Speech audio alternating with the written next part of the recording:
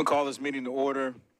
If you're not satisfied with the decision made by the Traffic and Parking Commission, you may appeal the decision by filing a writ of certiorari with the Davidson County Chancery or Circuit Court. Your appeal must be filed within 60 days of the date of the entry of the Commission's decision. We advise that you seek your own independent legal advice to ensure that your appeal is filed in a timely manner and that all procedural requirements have been met. Item 2.0, approval of today's agenda. Do we have a motion? So moved. Second? Second. It's been first and second. Any questions? All in favor say aye. Aye. Any opposed? 2.0 is passed. Item 3.0, approval of the meeting minutes from April 13th, 2026. Your motion? Oh. Sorry, you got a comment? Very briefly. Yep. Thank you, Chair.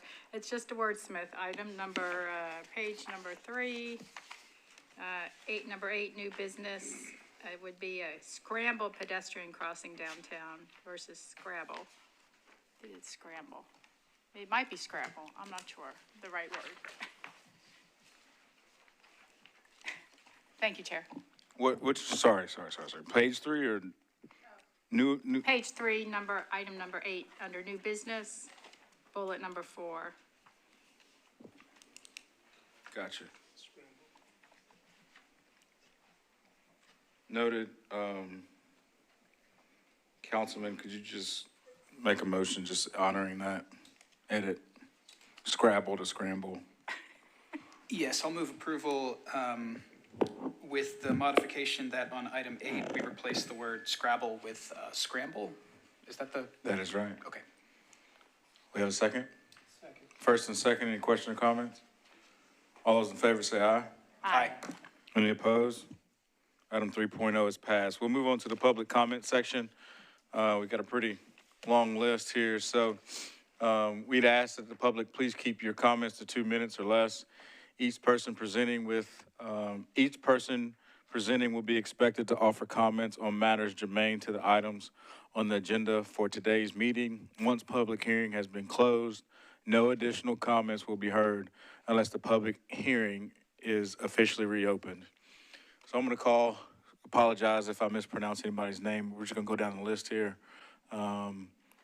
First would be Jeremy Barlow to talk about item 7.1.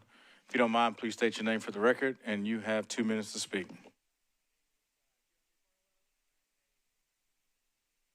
Please, hit the circle. It'll light up. How's that? Perfect. All right, Jeremy Barlow. I am a resident and a business owner in 12 South, resident for almost 30 years, business owner for the last 16 years. And I will apologize for the flood of emails over the last couple days. We were meeting with Tom last week, and he suggested that we had not had enough emails sent, and so we called some reinforcements in. Regarding 7.1 and the parking on the 12 South corridor, part of the reason there's such a big excitement over this meeting today is because we did not know when the RPP on Paris came up. So to answer the questions regarding 7.1, 2-hour parking, drop-offs, whatever that is, it is really hard to assess what we should do in that situation if we do not know what's going to happen on all the side streets. So currently we have 4 side streets that just popped up with RPP. And for the last 2 years, myself, a number of other business owners, the church, the mosque, and Tom Cash have been talking about parking solutions. And we were told that NDOT was working on potentially a zone solution and that we should just hold tight. And then all of a sudden, this RPP dropped and threw everybody into a panic. I'm going to save all the things about that, all the reasons for that, and just simply say, here's our ask. Here's my ask, is that we just stop for a second and work towards a holistic approach that can drop everywhere, where we can have solutions for all the taxpaying Nashvillians that want to visit 12 South. We can have a solution for the businesses, and more importantly, we have a solution for the residents. So I think the first step is address the residents' number one problem, which is being blocked in their driveways. Let's go down every street, stripe every driveway with the no parking stripe, and hopefully minimize that issue. And then follow up with, at the next meeting, establish the zone parking for 12 South. And just say, here's the entire 12 South parking. And so whatever we choose to do, including the 2 hours on 12 South and the drop-off zones and all of that, is all in one plan that happens all at once. Thank you, Mr. Barlow. Okay, and then, sorry, just one more thing, yeah, and then give us a month Sorry, to sit with our group and Thank you. give you some solutions. Appreciate it. All right, Really hate to cut you off. Thank you. yep. Councilmember Cash, I apologize. Any other council members in the room? I didn't see your name on the list, but I want to give you the opportunity to come up. Were you signed up? I did not sign up on Okay. public comment. Please state your name for the record. You have 2 My name is minutes. Tom Cash. I am council member for District 18. There's been a lot of discussion about parking in 12 South. And it is, and as you can tell in the last week or so, especially the last 72, 90 hours, feedback has really picked up. There are, and as Mr. Barlow said, that when Paris, we were working on a more holistic solution, and I think NDOT is still working on that, but we had streets that were in the queue and had been waiting for a long time, and it was hard to justify after almost a year, continuing to say, no, we're waiting on something. So just real quick, the stuff that is on today's agenda, I agree that we still need to be looking holistically. I think these are fairly good steps. The 2 hours on 12 South is meant to be a nod or a tool that can help customer turnover. There are the resident needs in front of their properties, in front of the residential properties. There's the merchants' needs in terms of having customer turnover and having a place where customers can park, especially if it's just a 1 hour, 2 hour shopping trip. And then there are the employees, and the last of those three is the hardest, I think, to figure out. Let me just say, on the loading zones and the ride share, I think, using the commercial spaces, not the residential spaces that are increasingly used for residents, those commercial spaces, it makes more sense, especially for the loading and unloading of merchandise and stock. I can't tell you the number of times that I've either been stopped on 12 South. It happened when I was with NDOT and Director Alarcon. We got stopped on 12 South because there was somebody parked on 12th unloading their big truck. The ride share has people concerned about how much it's going to increase traffic along the streets. I have a lot more to say, but I've used up my 2 minutes and then some. I am happy I've been having lots of conversations, but I'm happy to host something, to have a bigger one, and kind of get these issues out in front of a lot of people at the same time. And I'm happy to do that. Thank you, Thank you. Councilman. Troy Akers. Please state your name for the record, and you have 2 minutes. Thank you. My name is Troy Akers, Nashville native, and I am a manager at one of the 12th South businesses called Burger Up. We're actually on the corner of 12th and Paris, just right down the way from Jeremy, who spoke earlier. And I just want to speak on behalf of the Agenda 7.1 and echo a few things that Jeremy said. I really do think that the issue with resident parking is a real thing. I want to state clearly today that we stand for resident rights of having parking and clear places to pull into their driveway. No one should be blocking it.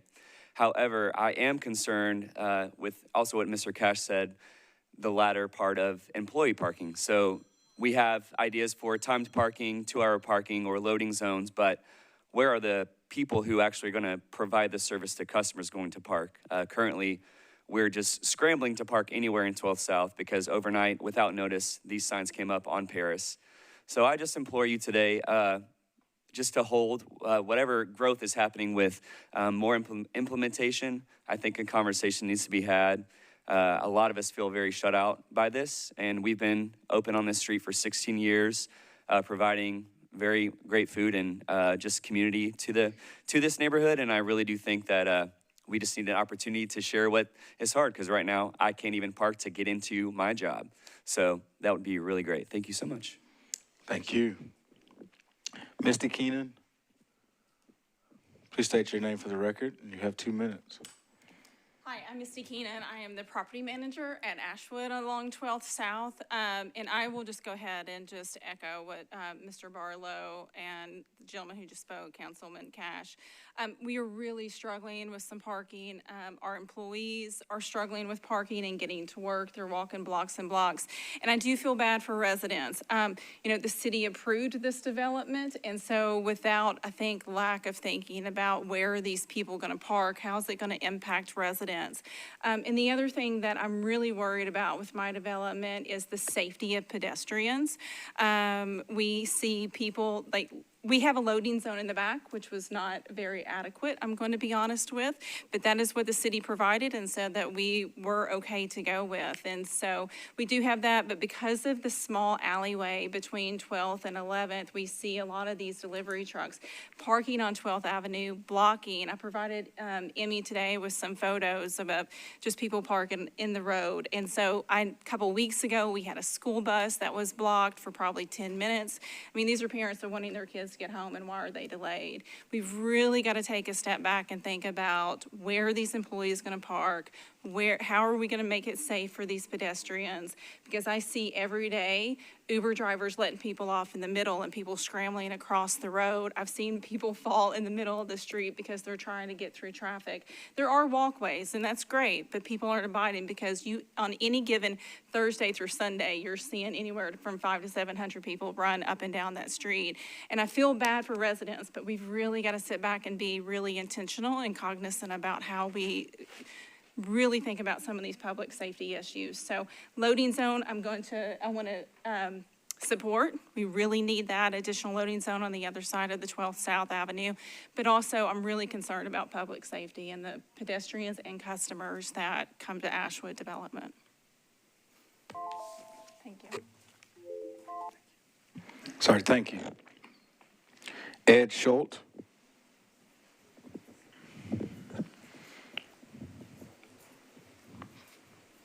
Please state your name for the record, and you have 2 minutes. Is that mic on? Is it green? Yes. Okay, thank you. Good afternoon, and my name is Ed Schulte, Senior Director at Country Music Hall of Fame and Museum, and I'm here to discuss 6.2. I'm looking for an approval. I want to first say that Mr. Ricky Rooker and the NDOT team has been very helpful. We had a little bit of a change of parking over there for our business. We load guests from the museum over to Historic Studio B on Roy Acuff Pl.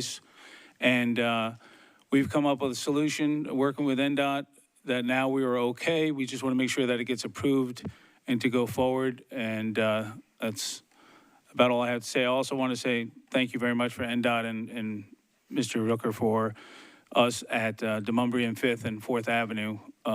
Anytime we need anything, they're always there, and we appreciate that. Thank you. Thank you for your time.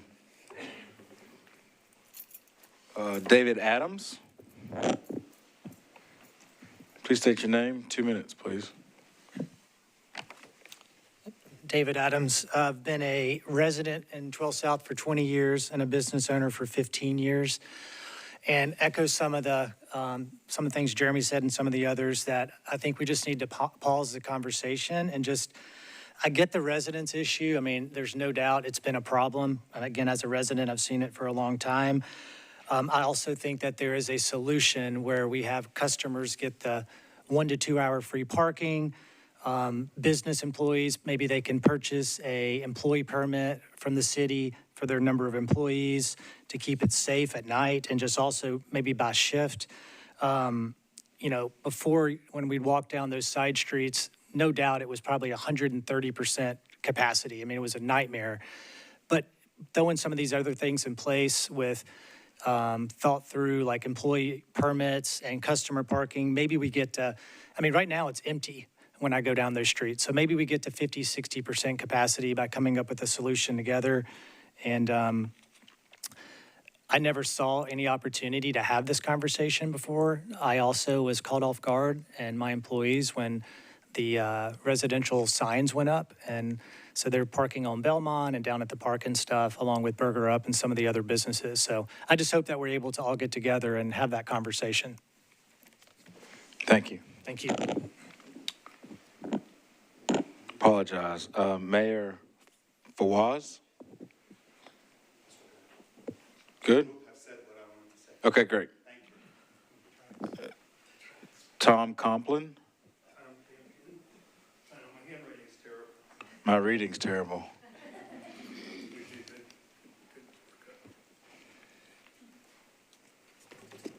I'm Tom Campion, and I represent the Belmont Hillsborough Neighbors, Inc., which is the neighborhood association. I live at the 1400 block of Sweetbriar, so ground zero of everything that spills off of 12 South during its peak periods. My neighbors, starting at Ashwood, coming down to Linden, Elmwood, Beechwood, Sweetbriar, and then behind is Dallas has had their RPP for a while.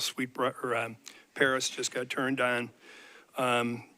We have initiated the 75% plus signature for RPP on the upper streets, Ashwood, Linden, Elmwood. It's coming on down because the neighbors just can't take it anymore. They can't take the not being able to park, not being able to get out of their driveways.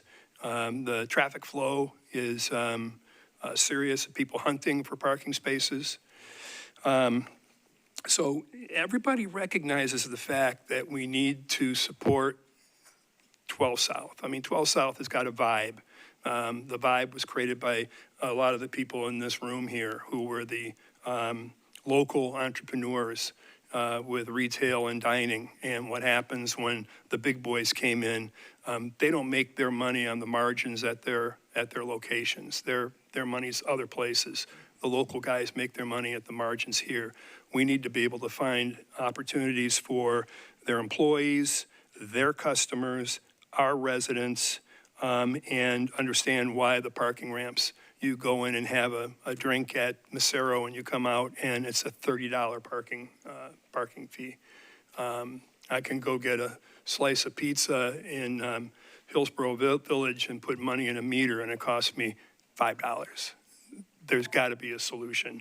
Calling for a larger meeting, maybe we use the precinct down the street in 12 South and get the employees, the merchants, the building owners, all the people that matter, and have them have a voice. Thanks. Thank you. Mark Miller? You have 2 minutes. Please state your name for the record. Good afternoon. I'm Mark Miller. I'm from Dallas Avenue. I've been a resident there for 30 years. Appreciate the opportunity to be here. I feel like we're trying to put the genie back in the bottle. We shouldn't be having this conversation because, just the planning of it, we were never invited to. Having said that, looking at what's on the table right now, specifically 7.1, I want to bring up the fact that the loading zones, particularly like behind the Henry, these were never designed well. The trucks can't get back there. When they park in front of my house halfway to Belmont and have to run their pallets down the middle of the street, I talk to these drivers and I'm like, why aren't you pulling back there? And they let me know it's not available to them because it just wasn't designed well. And I also want to speak a little bit about the parking in front of the house. I want to tell you, most of us residents, we don't care if someone's parked in front of our house. What happens, though, is the jockeying for position, is the people who are late for their reservation and they found out they couldn't get parking and they whip into the driveways, and there's kids on the sidewalks that I really worry about. The congestion, the people waiting in the streets, it's like Green Hills Mall just before Christmas. It's not the parking. It's not someone's, car in front of my house. It's all the stuff that goes along with it. It's very unsafe and it's very concerning. I do want to echo what most everybody here has said from a prior position, that we need to talk about this and we need to be invited to the table because there are some creative solutions that I've heard from a lot of us, but we need to back up and say what's best for our local businesses. We want them to be successful. We want our community to be successful, but we want to we want to be introduced or invited rather to the conversation and the solutions that we can possibly come up with, because I have heard some creative ones, and I appreciate your time today. Thank you. Ian Hartex.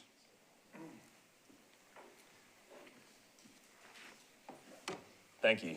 My name's Ian Harder, longtime resident of Dallas Avenue, again at the 1400 block, which is ground zero for all of this mess. I'm glad I'm not the first person to go. We obviously have a mess. The residents aren't happy, the businesses aren't happy, and I think we've got to talk about what the root cause of all this was. And this is in 2022, we reversed the parking restrictions that needed to happen with businesses. I think the original forefathers of our codes department meant that to not only mean that you had to have parking for your businesses, but it also kept the density of the businesses down in what is a very small business district surrounded by a historic neighborhood. And anytime you've got a solution where a historic neighborhood becomes the solution for a commercial entity, is never a good solution. And you can look at other cities, Austin, Seattle, they figured this out. And so I do think there's a creative solution. I would like to be a part of a bigger conversation, as everybody has said, because we love 12 South. We love the business district. We love where we live, but we've created a mess. And the solution is, I think, there's a bigger solution that's needed. Potentially, where the parking is for the farmer's market up by 440, if we created that as a parking area, that would create a huge parking area for people to park and not get in the way of most of 12 South. There would be a little bit of walking that would be necessary to get down there, but I think we have way too much traffic in a residential zone, and 12 South has grown way too quickly. So, thank you very much. Thank you.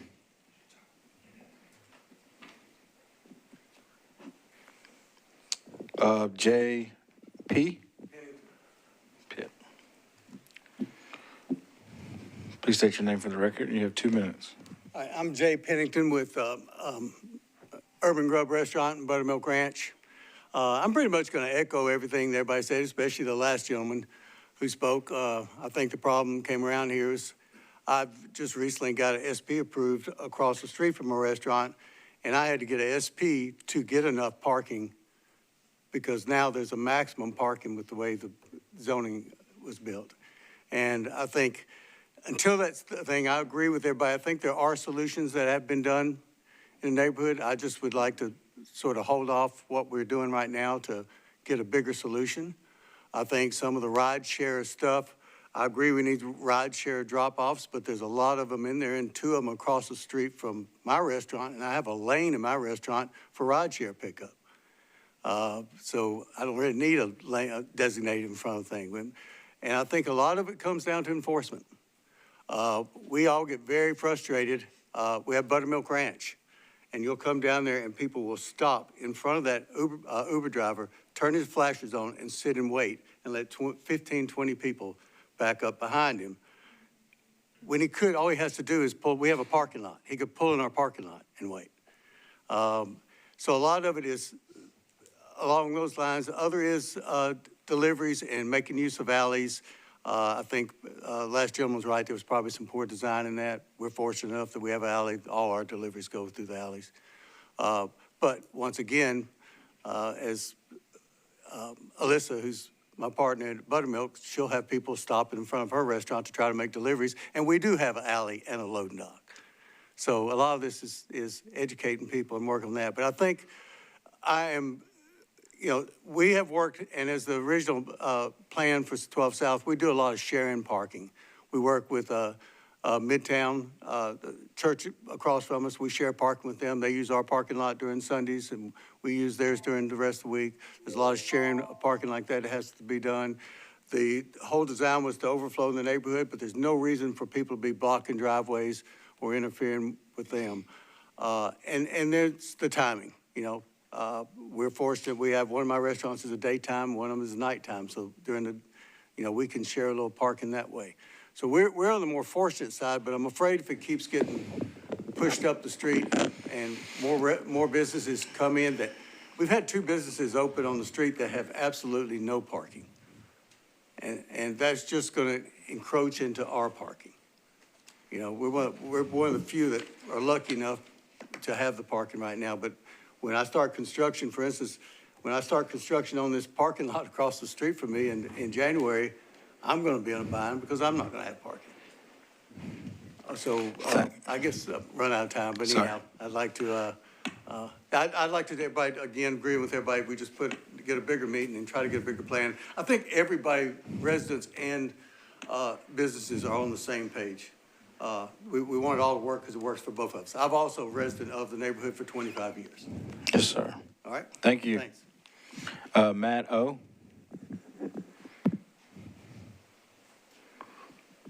Please state your name for the record. You have 2 minutes. Thank you. My name is Matt Ackerman. I'm the executive director at Midtown Fellowship, which is at the corner of 12th and Beechwood. Midtown has been in the neighborhood for between 15, 17 years, something like that, maybe a little bit longer. Don't want to regurgitate all the very good points that have been made by both residents and the business owners. We would love to see a pause to get a more holistic approach.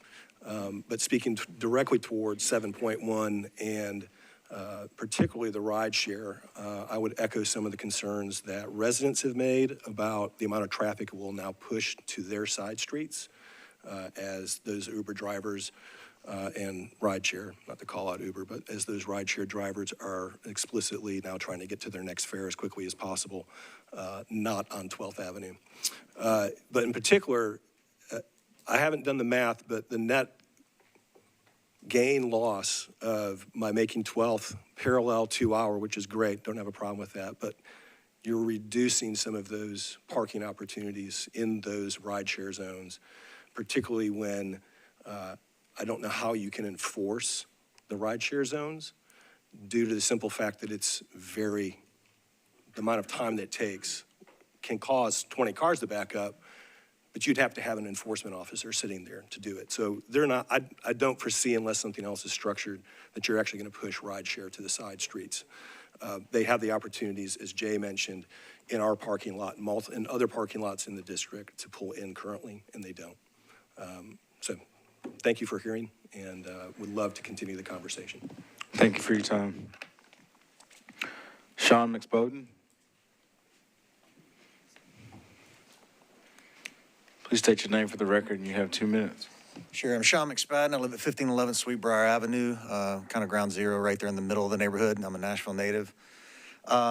Just to echo, as a homeowner in the neighborhood that's right in the center between Belmont and 12th, I think RPP is horrible for the neighborhood.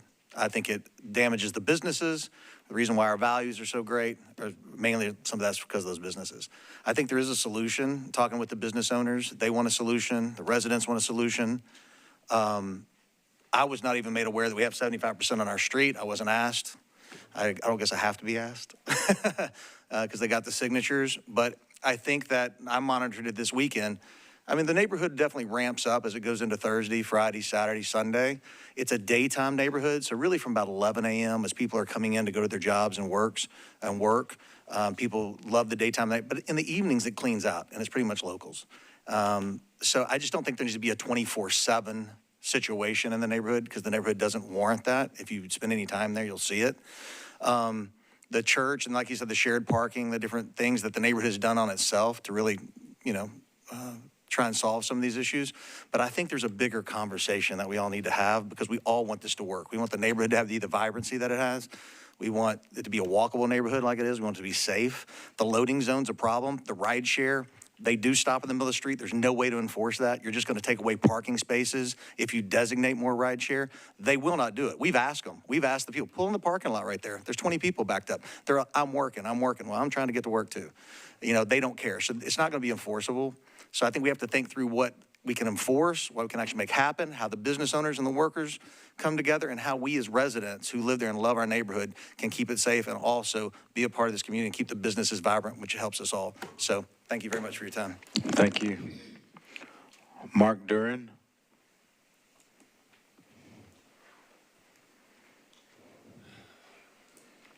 Please state your name for the record, and you have 2 minutes. Okay, Mark Duran. I've been a resident on Ashwood Avenue for 25 years.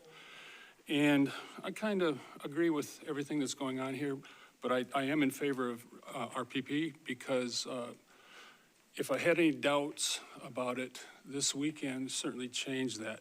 Friday, I'm driving down Ashwood behind a uniform truck and need to go around the traffic circle, which is not very, wasn't a very smart move to put that in anyway. The truck just decides to stop on the end of 12th Avenue, end of Ashwood. The guy puts his flashers on, gets out, and walks up to what restaurant or whatever he was going to for uniforms. And that closed down almost both lanes, so I had to go around, okay? And then on Saturday, coming home from work, I'm coming up Linden, and I'm heading east on Linden, gonna turn up north on 15th, cars on both sides of the street. There's not enough room really for 2 cars, and I'm waiting, and this delivery van is coming towards me, and I'm trying to tell him, stop. I got my turn signal on, but he keeps coming, and I'm just sitting there, and whack, he hits the mirror of my car. And that's, kind of really has made me really want RPP. If we can stop all this parking on our streets, we can be safer. Not only that, when I canvassed Ashwood, there are 3 or 4 families with handicap signs. They're always blocked. I had an older woman tell me that sometimes they just they back right up to the edge of each of the handicap signs, and my son can't come in and put the van in to get me in. She was in a wheelchair. So I just feel like RPP would be the best solution. The solution is on us, the residents now, because the city didn't do their job. And we're trying to figure it out. And the businesses, I've gone to every business, and it's terrible for them. I understand RPP, but the safety of residents, I think, comes first. There are a lot of young children in 12 South. And with the elderly and the young children, it's not a safe place when you have both sides of the street covered in cars. Thank you. Thank you, Mr. Duran. Melanie Morin.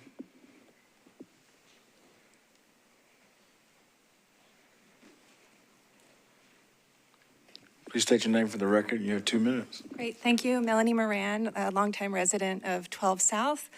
Just thanks for the opportunity to talk to you today. 5 things I wanted to say.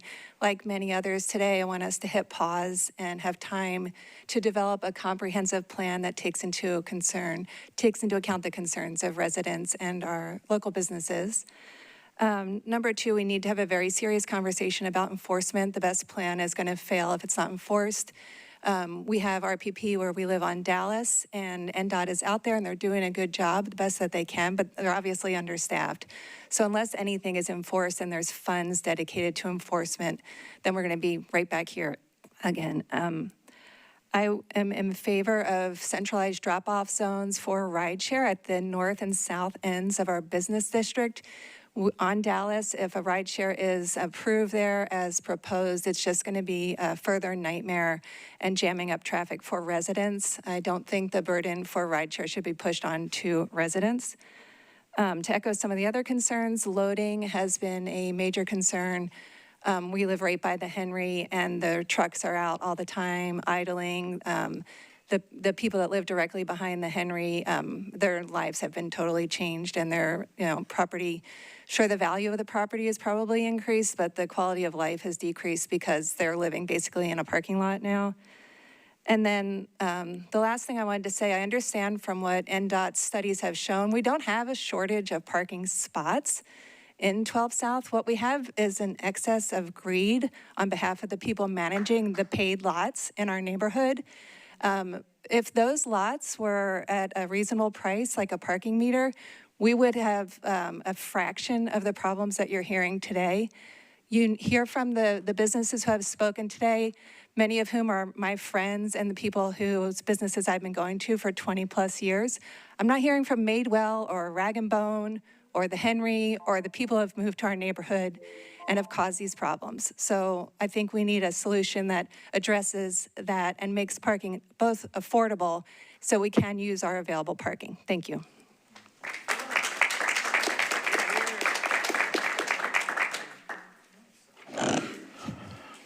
Request C.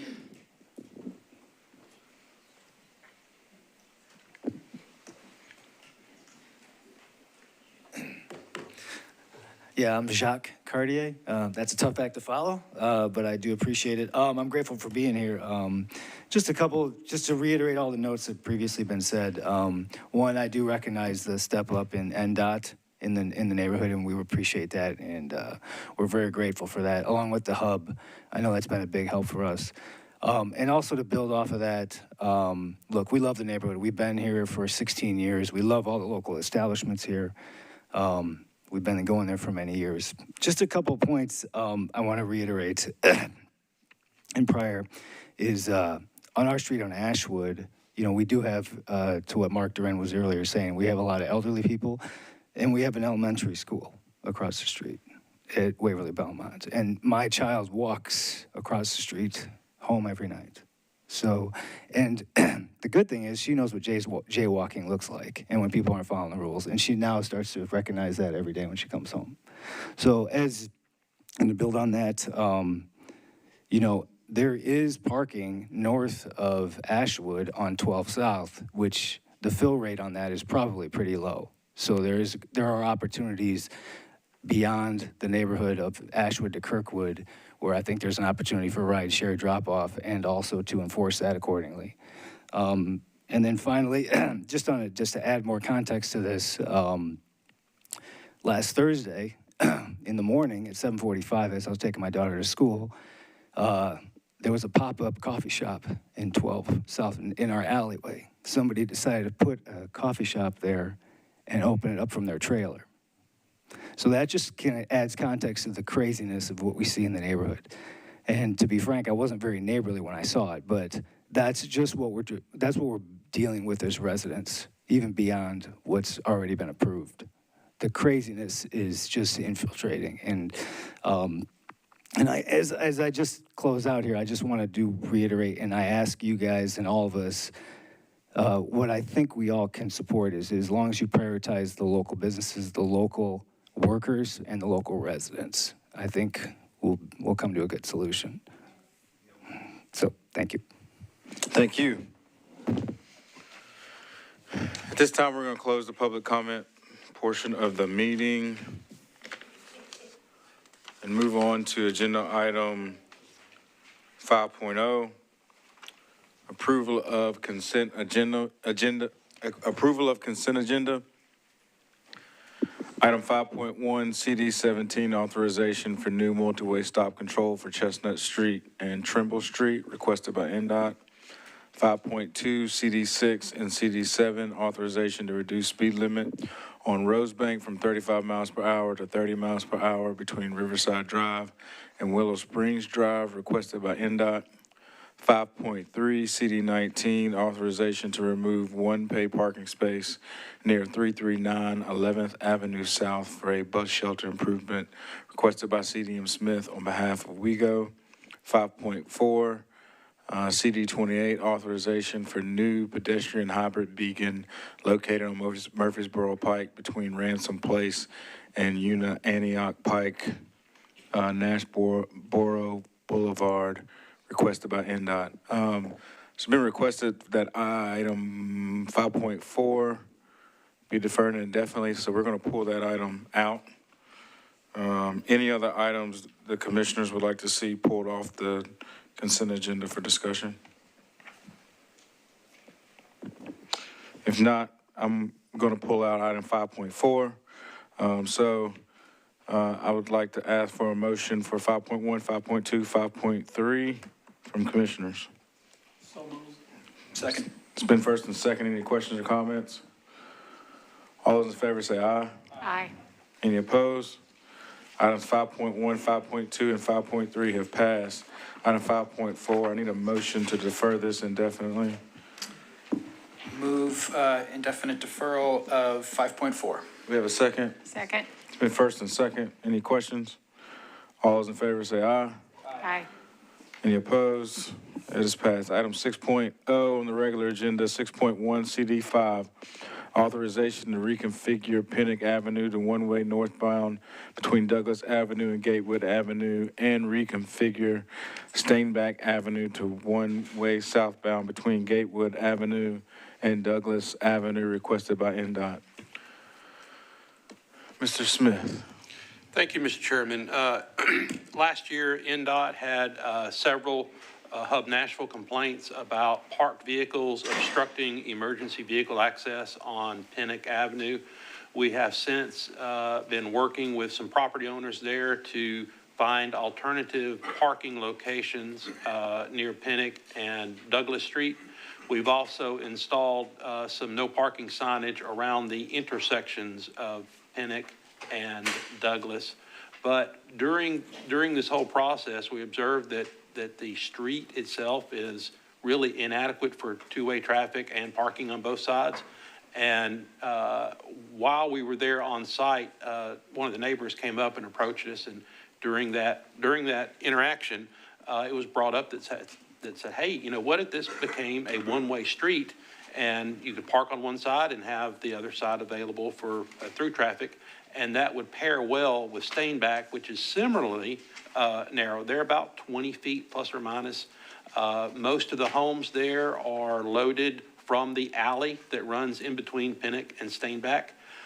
So we looked at the feasibility of that and had a pair of public meetings with neighbors from Pennock and Stainback. And at this point, we are prepared to ask for approval for one-way circulation for Pennock northbound, and that direction was chosen after consulting with the Metro Fire Department about which way would work best for them. There is a fire station that's a little bit south of that map area you see on the inset there. It's a couple of blocks away, but it's south of Douglas, but they informed us they would prefer to see one way on northbound for Pennock and therefore southbound on Stainback. We didn't do a speed study on this. The speed limit is 25 miles an hour, like most of the residential local streets within the GSD and USD. Just anecdotally, I've observed just exactly what you see in that photograph there, parking on both sides. I've seen UPS trucks stopped in the middle of the road, and when that happens, nobody can go anywhere for a few minutes. But entertained. I'd love to have your questions. Any questions from commissioners? Councilman. Thank you, Chair. So this is in Council District 5, and I just wanted to speak a little bit to the history of the issue. I first started hearing about this narrowness and difficulty for delivery and emergency vehicle access, when I was knocking doors in 2019 before I was ever elected to this position. So it's been an issue. It's certainly gotten worse over the years. More cars, more folks living in the area. It's flared up a number of times with specific incidents. We've had delivery companies just like take this off of their routes, and it's been really challenging for neighbors to get packages. But obviously the life safety issue with the fire department is really key here. That's probably the most important aspect of this. As I said, it flared up over the years, and then there was a recent development at the corner of Pennock and Douglas, where it appears what they did is they got their use and occupancy inspection and then went and converted all the parking into additional living space. So we do continue to find a solution to that problem for that specific property, but that did sort of flare it up in a way that had never happened before. And we've had some incidents where it's just really been too congested for safety. And I do appreciate the department coming out, doing these couple of meetings. We got mailers out to everybody, so everybody had an opportunity to come weigh in. And everybody we heard from, that I've talked with about this, once they sort of understood, what is the issue that we're having to address, what are the options, they're on board with this dual one-way configuration. So I'm sure there's going to be folks who are very surprised by this when the signs go up. There always are. But we have done our best to make sure that folks had an opportunity to be informed about the process and give an opportunity to give feedback. So again, I really thank NDOT for their attention on this matter, and I'm hopeful that this will be a solution that works for Pennock and Stainback and make sure that we maintain that life safety emergency vehicle access at all times. Thank you. Any other commissioners have comments, questions? Not, do we have a motion? Move approval. We have a second? Second. It's been first and second. Any questions or comments? All those in favor say aye. Aye. Any opposed? Item 6.1 is passed. Item 6.2, authorization to replace existing paid parking with bus permit parking only on the south side of Roy Acuff Pl at Music Square West, 6 a.m. to 5 p.m., 7 days a week, and paid parking 5 p.m. to midnight, 7 days a week. Requested by NDOT, Mr. Smith. Thank you, Chair. I think in 2024, the commission approved a bus permit parking space on Rep. John Lewis Way near the Country Music Hall of Fame. That's the eastern end of this regular bus route. At the time of that approval, this spot was not regulated parking or anything like that, but since then, we have deployed pay parking in Music Row, and that includes that space right there. So we found that the bus doesn't have an adequate place to do loading and unloading that's outside of the pay parking zone. We don't want them to be forward of that location in the turning lane, but that's about right where it should be to service passengers at that eastern end. The bus runs 7 days a week. I've requested the effective hours to be 6 a.m. to 5 p.m.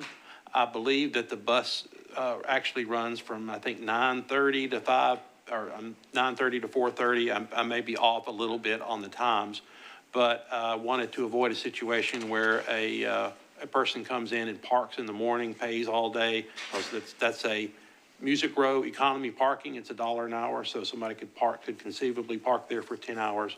And we don't want to create a parking conflict between the bus and somebody pay parking there. But after hours, that can certainly resume being a pay parking space from 5 p.m. to midnight.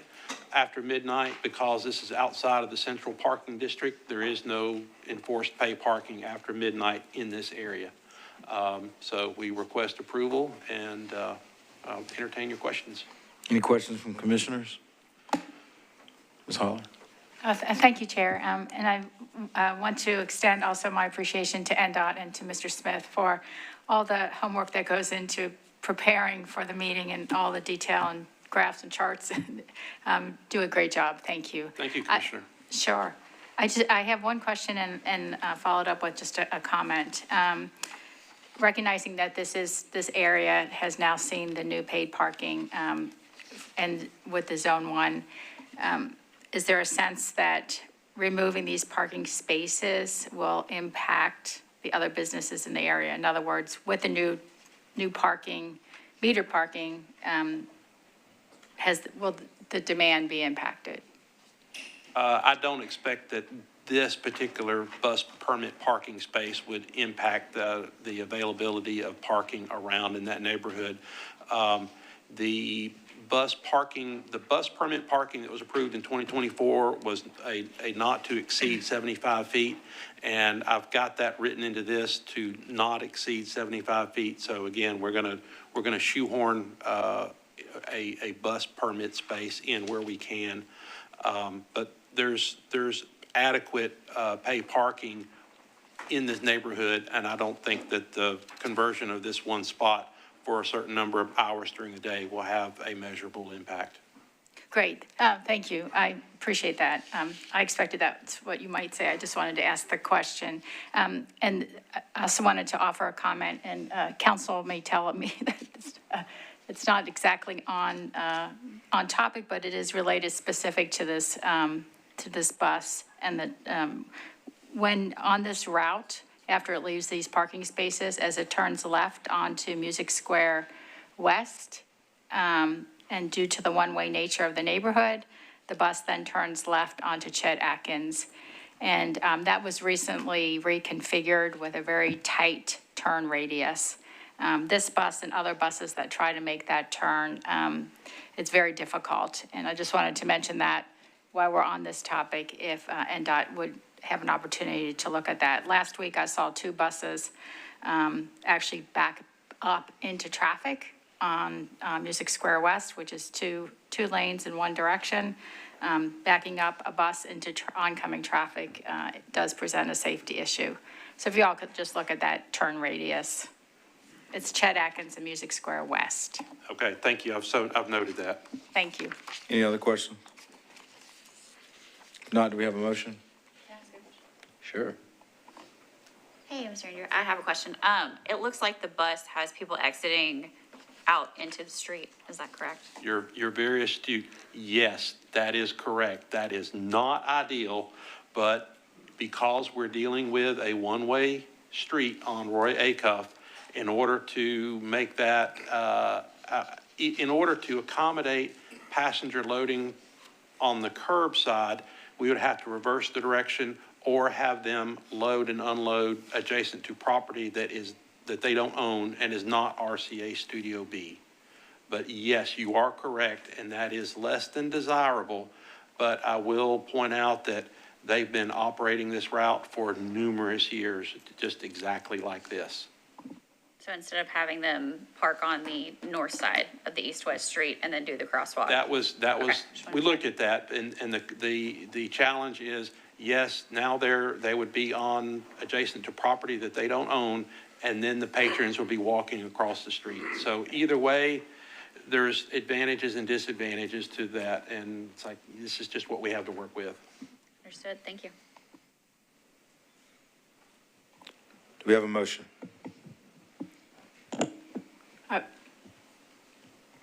I was just going to make a comment. Sorry. That's okay. I think it's a great question from the fellow commissioner. Welcome, by the way, to the commission. And I just wanted to mention, as a resident in this neighborhood, I agree it's maybe not ideal to be having ingress and egress onto a travel lane. But this street sees very little, not a lot of traffic, because it is a one-way and it's a small, doesn't go for many blocks. So I think that it would be safe for the patrons. Any other comments, questions? Do we have a motion? I do have another comment. If something were to legally happen and they're outside of a crosswalk, the pedestrian would not be covered. As far as a crash, they would be considered at fault. If something were to happen and a pedestrian was exiting the bus and walking across the street and they were struck, the pedestrian would be considered at fault in that crash, even though they were unloading a bus. So that's something to consider.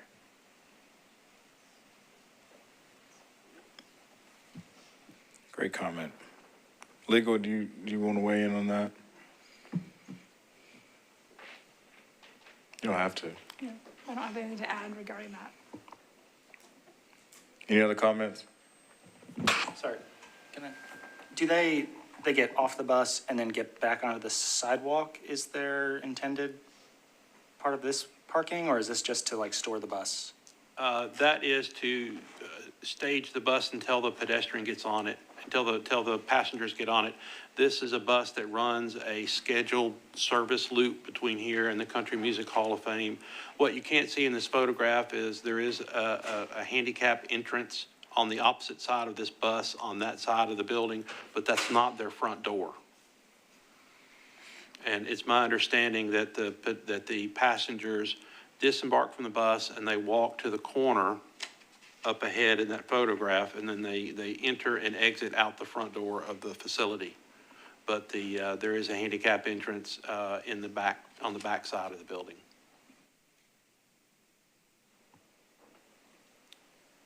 And so, last meeting, we had something along the lines of the tour bus stops. This one. The seated sightseeing vehicles. Seated Yes, sir. sightseeing vehicles, thank you. this, what the use case of this bus is not, wouldn't fall under that? They could, It's my understanding that this is not a seated sightseeing vehicle. This is a bus that provides transportation from landmark A to landmark B.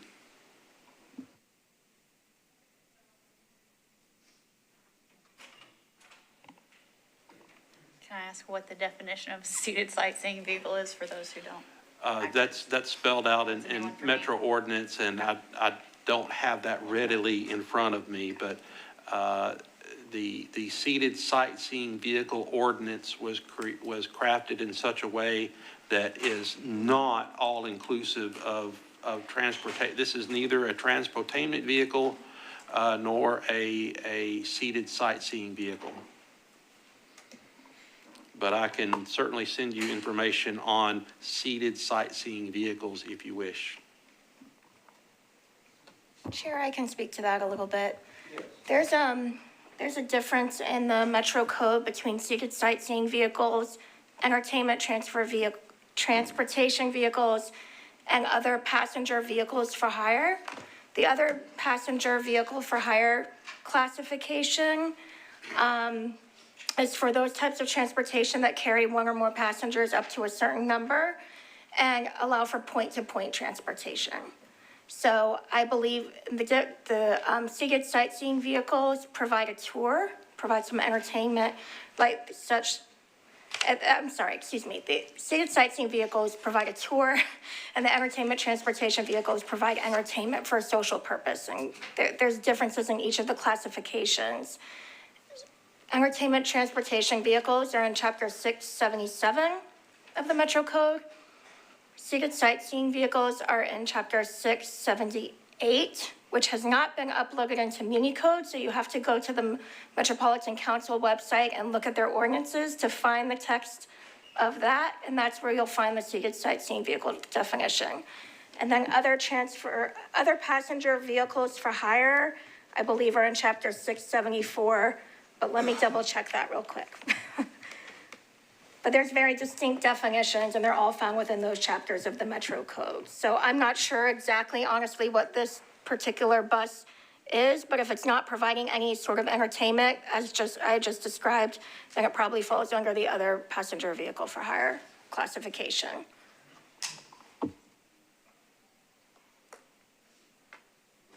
Thank you, Chair. I certainly appreciate the lieutenant's description of where liability would be should there be someone coming on or off the bus being hit. Thank you very much. That provides another perspective, I think, for our body here to consider. Can we clarify, is by chance Mr. Schulte still here from Country Music? Would he be allowed, Chair, to? What's your question? In trying to understand the type of vehicle, I thought tickets were sold as like a tour package that includes the Country Music Hall of Fame and RCA Studio, and that the bus is included in that tour double ticket package. If that is the case, does that change the definition of this vehicle?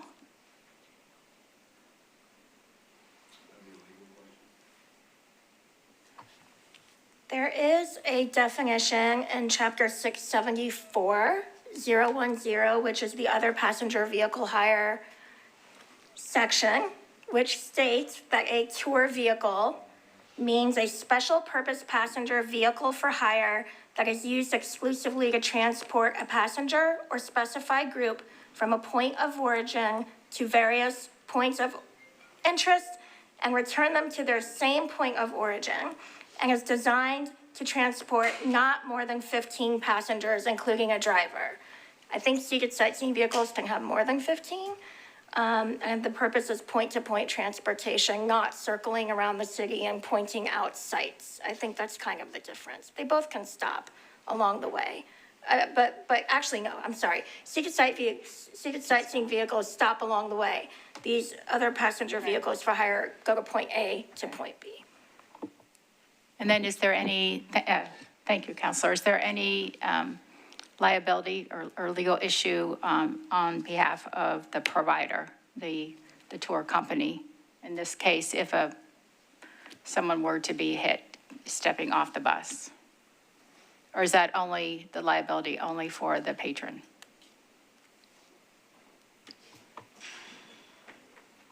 Are you asking liability on behalf of Metro or on behalf of the private bus owner? I think for Metro would be the appropriate question. Go ahead. I mean, this is permission to park a bus here. This is not designated as a loading zone, so it's on the operator. I'm not a lawyer, but it's on the operator to make sure that they are loading and unloading passengers in a safe manner. I don't think that Metro assumes any liability by allowing them to park the bus here. Maybe since we know what bus this is, we can see the picture, we assume that this is going to be the bus that's being used moving forward. Would it be okay if we put the spot on the other side of the street, so then they offload it onto the sidewalk, and we can put it as the first spot near the intersection, so then they could just cross at the That was one of the alternatives that we looked at. The problem with that is that you would then have everyone who's going to get on and off that bus, they're going to be crossing the street, and the bus loading, the bus permit parking area would then abut property that the applicant here, in this case, RCO Studio B, does not own or control. And so that's why that we wanted to keep this here at that location.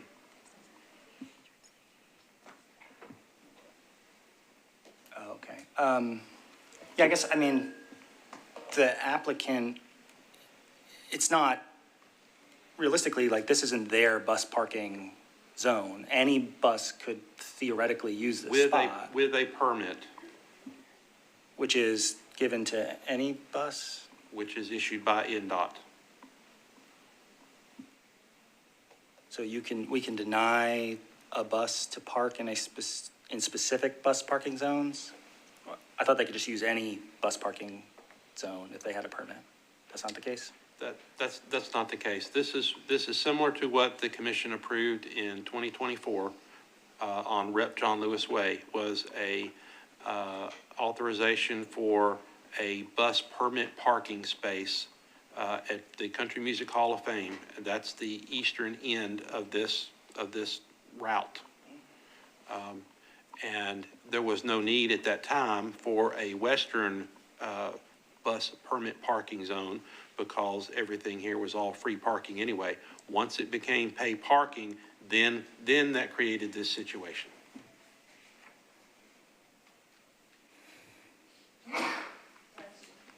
Yeah, I mean, a fellow commissioner pointed out the ADA entrance, which I think is a really good point to bring up, but that also is kind of off the alley. Is there a reason why loading and unloading that could occur in the alley, couldn't it? That was another alternative. You're very astute. What you can't see in the photograph is the alley is flanked by utility poles on the right and on the left. And from speaking with the representative at Studio B and Country Music Hall of Fame, he says that that bus is not able to make that maneuver. And that would be preferable to perhaps to consider loading off the alley. But like I said, it is a tight turn there at the alley. There's utility poles left and right, and I invited them to relocate the poles, but that's not part of this request, I'm afraid. I won't speak on that. I mean, there's garbage right there. A garbage truck is obviously going down the alley.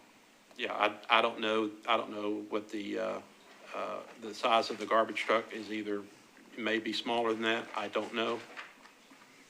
And also, it's something that may proceed down there, turn around. I don't know the specifics of the garbage route. Yeah, since you brought it up of dropping them into the street, I would feel more comfortable if it was on the other side of the street or in the alley than as presented. Any other questions? Mr. Gibbs? I have a couple. First, what is the means of controlling the street at the intersections? Is there stop signs or stop lights? It's stop controlled. Okay, meaning stop, There is a stop sign for traffic on Roy Acuff Place. okay. Next question is, what would stop the permit from being issued for the other side of the street? I understand you saying that this property is not owned by the company that owns the bus, but it's a public street, so I'm failing to understand what would stop us from being able to issue a permit for the other side of the street? Usually, we try to ensure that somebody who's asking for a specific use permit, that it is done so that business occurs at their frontage. And we don't want to give somebody, for example, this is not a valet, but we don't issue a valet permit to operate in front of property that does not belong to the business that is controlling the valet. That's essentially the reason why. Okay. My next question is, what's the feasibility of a crosswalk there? Since we're trying to make this a bus loading zone, putting in a crosswalk, There is an existing crosswalk there. but it's not in the picture. No, it's a little bit ahead of the photograph. Okay, it's there at the corner. Yes, sir. Okay. Then what would be the problem with, okay, my last thing that I'm going to ask about, there's an area here where there's a car parked. It looks like a parking lot. Is that property owned by the same company that owns the bus? I believe that to be the case, yes. That car that you see in your photograph is near the handicap entrance to Studio B. Then why couldn't the bus pull into that parking lot and do their loading and unloading? I don't have an answer to that question. Okay. Andrew, another question. The sign that normally is the don't park into the intersection, in January 2025, it's a two-way no parking sign. Was there no parking allowed on that side of the street to begin with? I don't recall what was there at the time, but what you see, if you're looking on Google Street View, what you see on Google Street View does not match what's there right now. Because since the photos were taken for Google Street View, we have installed some pay parking signage and may have tweaked the existing no parking to corner signs, et cetera.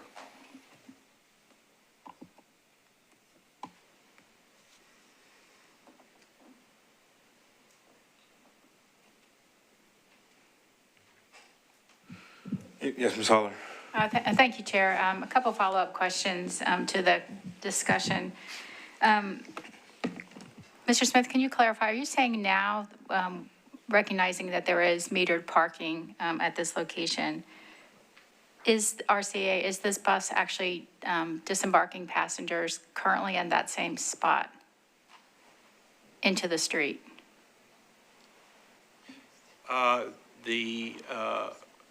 The operator, yes, is embarking and disembarking passengers on the street side of the bus. It's on the right-hand side of the bus vehicle.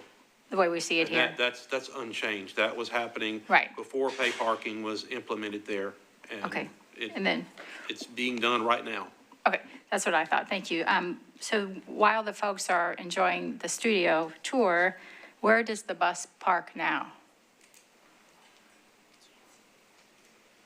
It's my understanding that the bus dwells there at that spot, and then I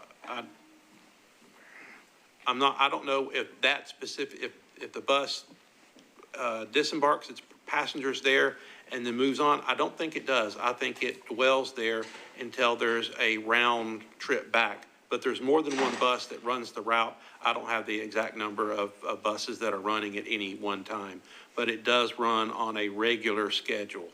So, not knowing the length of the tour, so the bus sits there now illegally while the folks are in the tour? I don't know whether the bus is paying to park there or not. I can't answer your question. Okay, then, thank you. As a follow-up to Commissioner Gibbs' question regarding the, and the other side of the street and recognizing the other suggestion of possibly moving it to the north side of the street, recognizing there is a crosswalk there.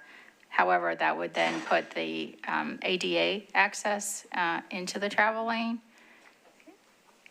And I just wanted to clarify, I think at the Country Music Hall of Fame, that occurs.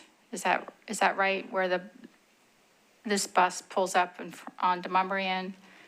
So would that be, the question is really, would that be a problem or not, recognizing I think it's being done on Demumbrian right now?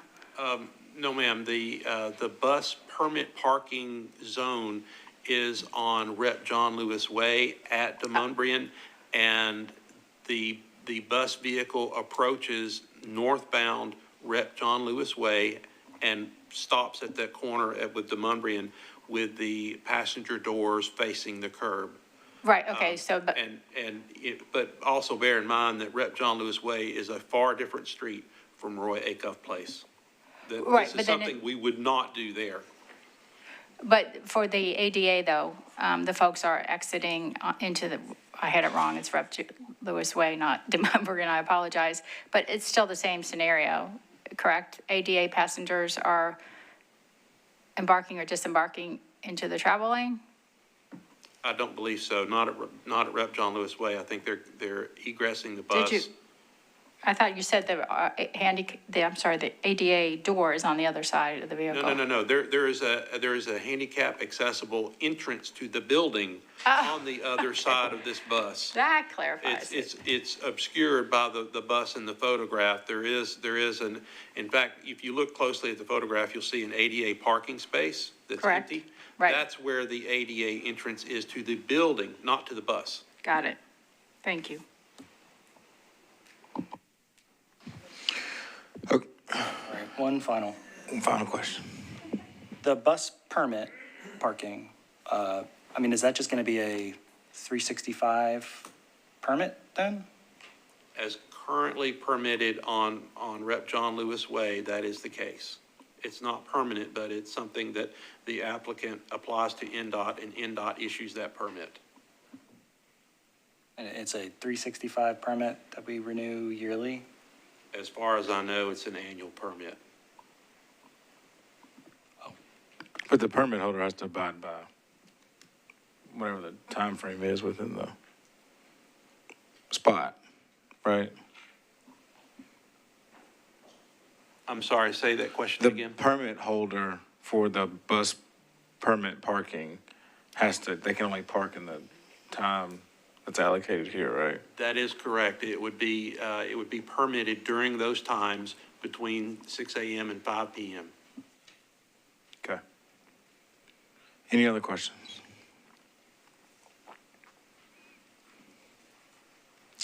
Is, given the discussion around, is a deferral needed to better, or are we at a place where we need to vote on this? I'm asking. What's the comfortability? I think more time would be helpful. I'm not sure what the other options are. I'm recognizing the suggestion of moving it to the other side of the street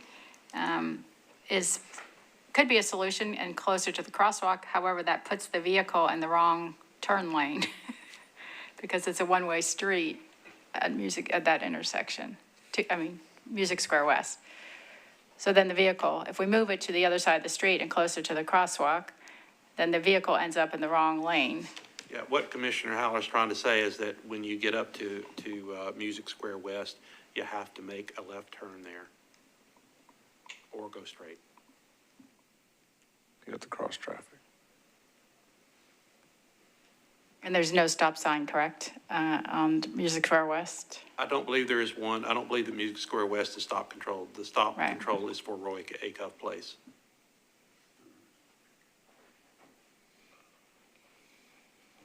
So personally today, based on what I've heard, I'm thinking that probably the applicant and NDOT have looked at the different options here. I think that what we're actually giving them here is a spot that they're allowed to park their bus.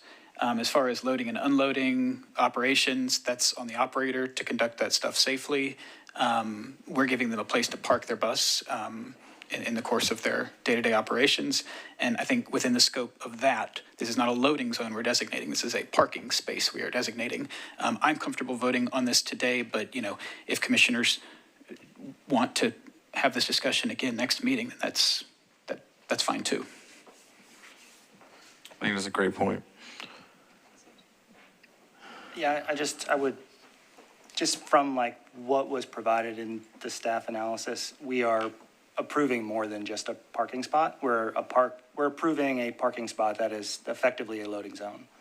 So I'd rather treat it first as a loading zone, based on what we were provided, than just a parking spot. Because if it's just a parking spot, there's other bus parking spots that they could load here, go park away from the facility, and then come back and pick up.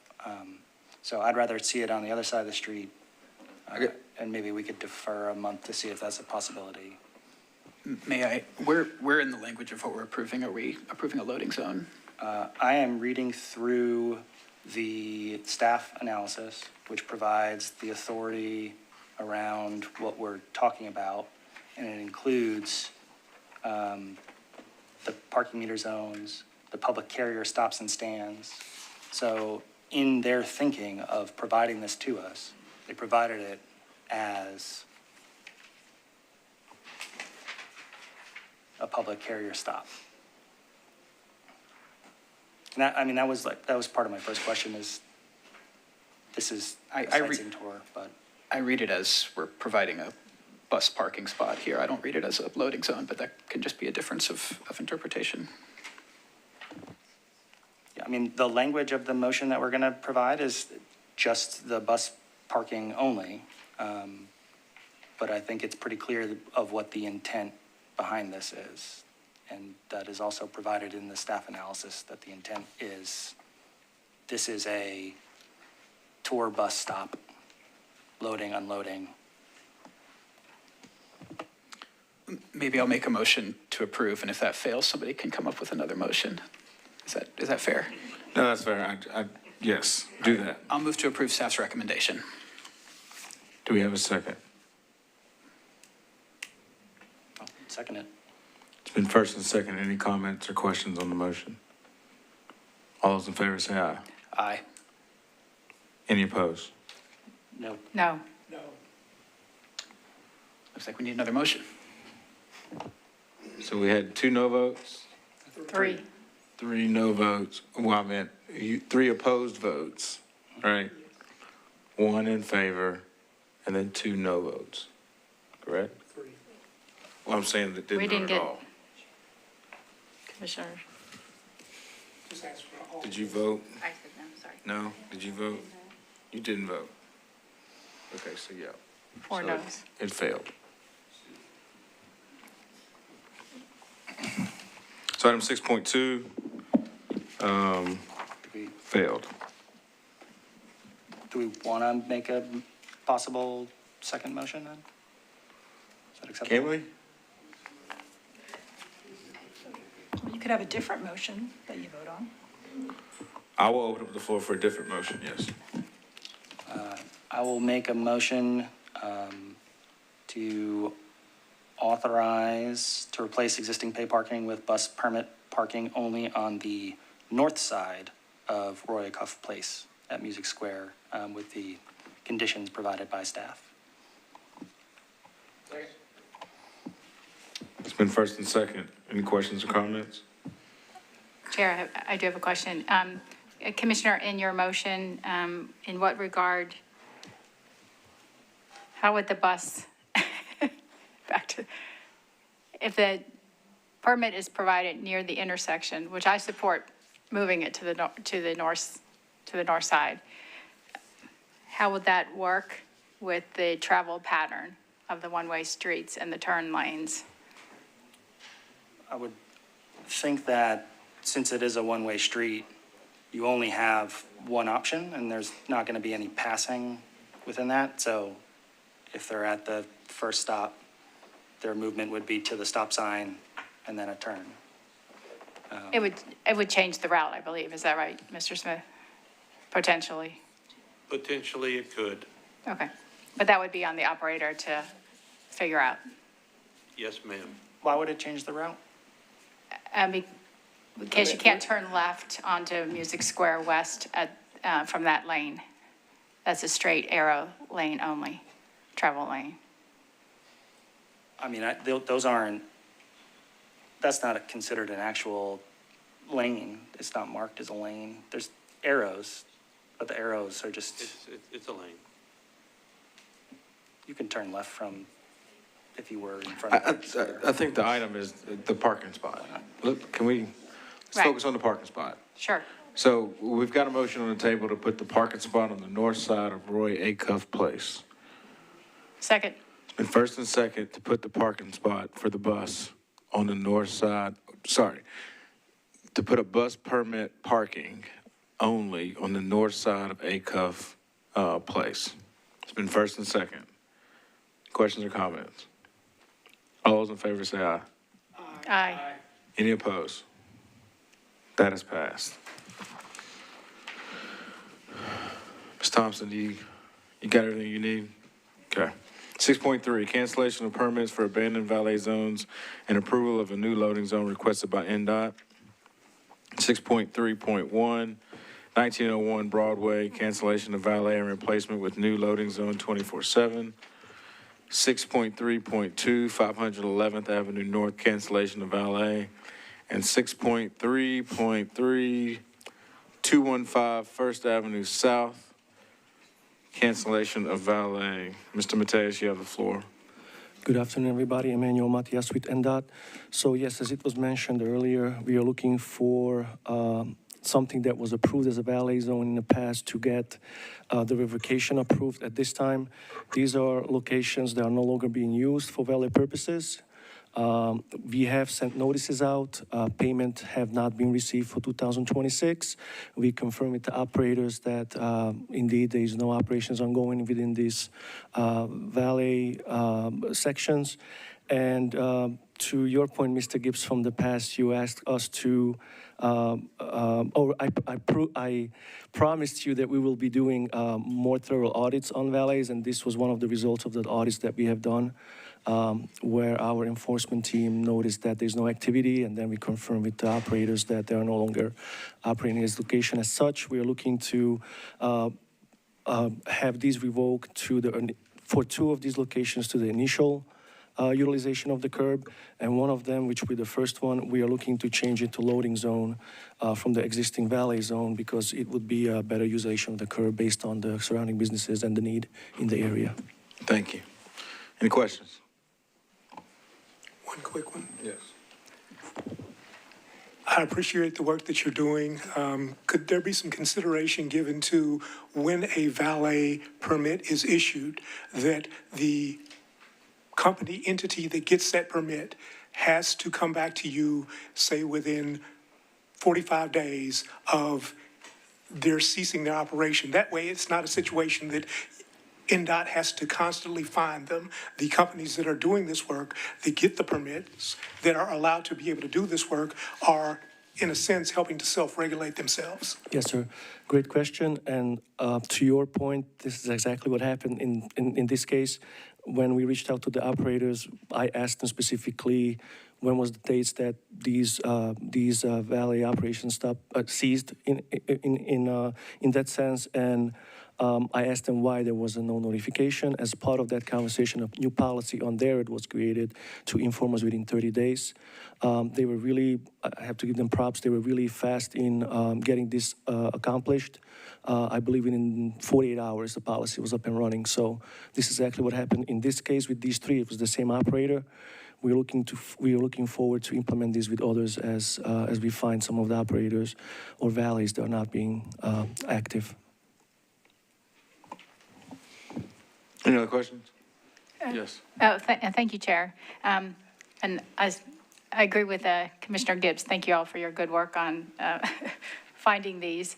Mr. Mateus, I have a question regarding 6.3.1, and that is the, I certainly support the cancellation of the valet permit, recognizing that this business is out of business, this restaurant. I do have a question regarding well, first a clarification. The address for Chuy's is 1901 Broadway, but these valet spaces sit on 19th Avenue South. They're not actually on Broadway, just for the record. But my question is regarding, how do you define loading zone?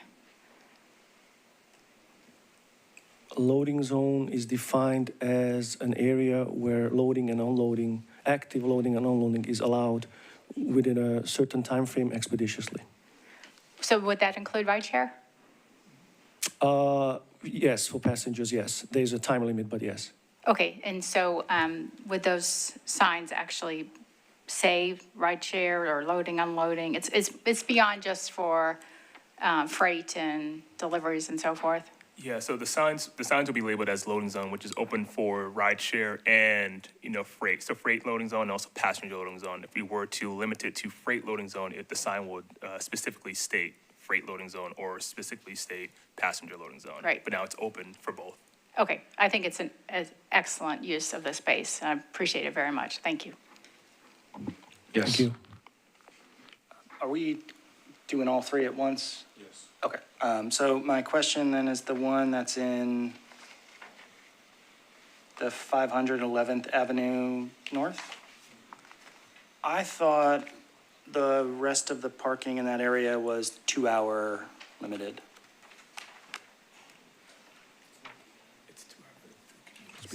So yes, the developers have installed 2-hour signs over there in certain areas. So it would default back to what the pre-existing curb utilization is. And we would just remove the valet signs and then go back to the 2-hour parking signs. Okay, so those 2-hour parking signs, that's That's in the entire community in that area. okay, Yes, that were installed by the developers. okay. And we're okay with keeping them as their signs, not our signs? Like, will it be our sign that goes up that says 2-hour, or will we go ask them to install their own sign? That's a good question. And Mr. Andrew, can I call you out on this? I love you.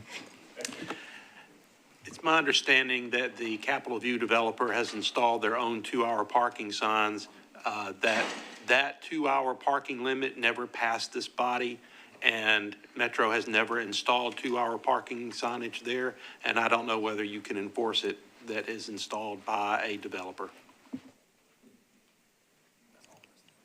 We could come back at a later time to address that whole area. Actually, it was a plan last year. I just didn't think it made it to its final stages, so we'll revisit. Yeah, I know that this is across church there. We had approved some paid parking in front of the apartment building on 11th. It seems like that we may be a little too heavy-handed on the cost on that one. So maybe as we think about this area holistically, maybe we can lump that street in two, and then come back at a later date to kind of change up what the restrictions are going to be on these streets. Absolutely. Any other questions? We have a motion. Second. Second. It's been first and second. Any questions or comments? All those in favor say aye. Aye. Any opposed?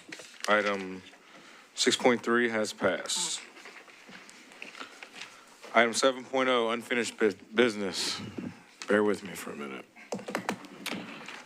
7.1, CD 18, approval of related traffic and parking changes for 12 South, requested by NDOT.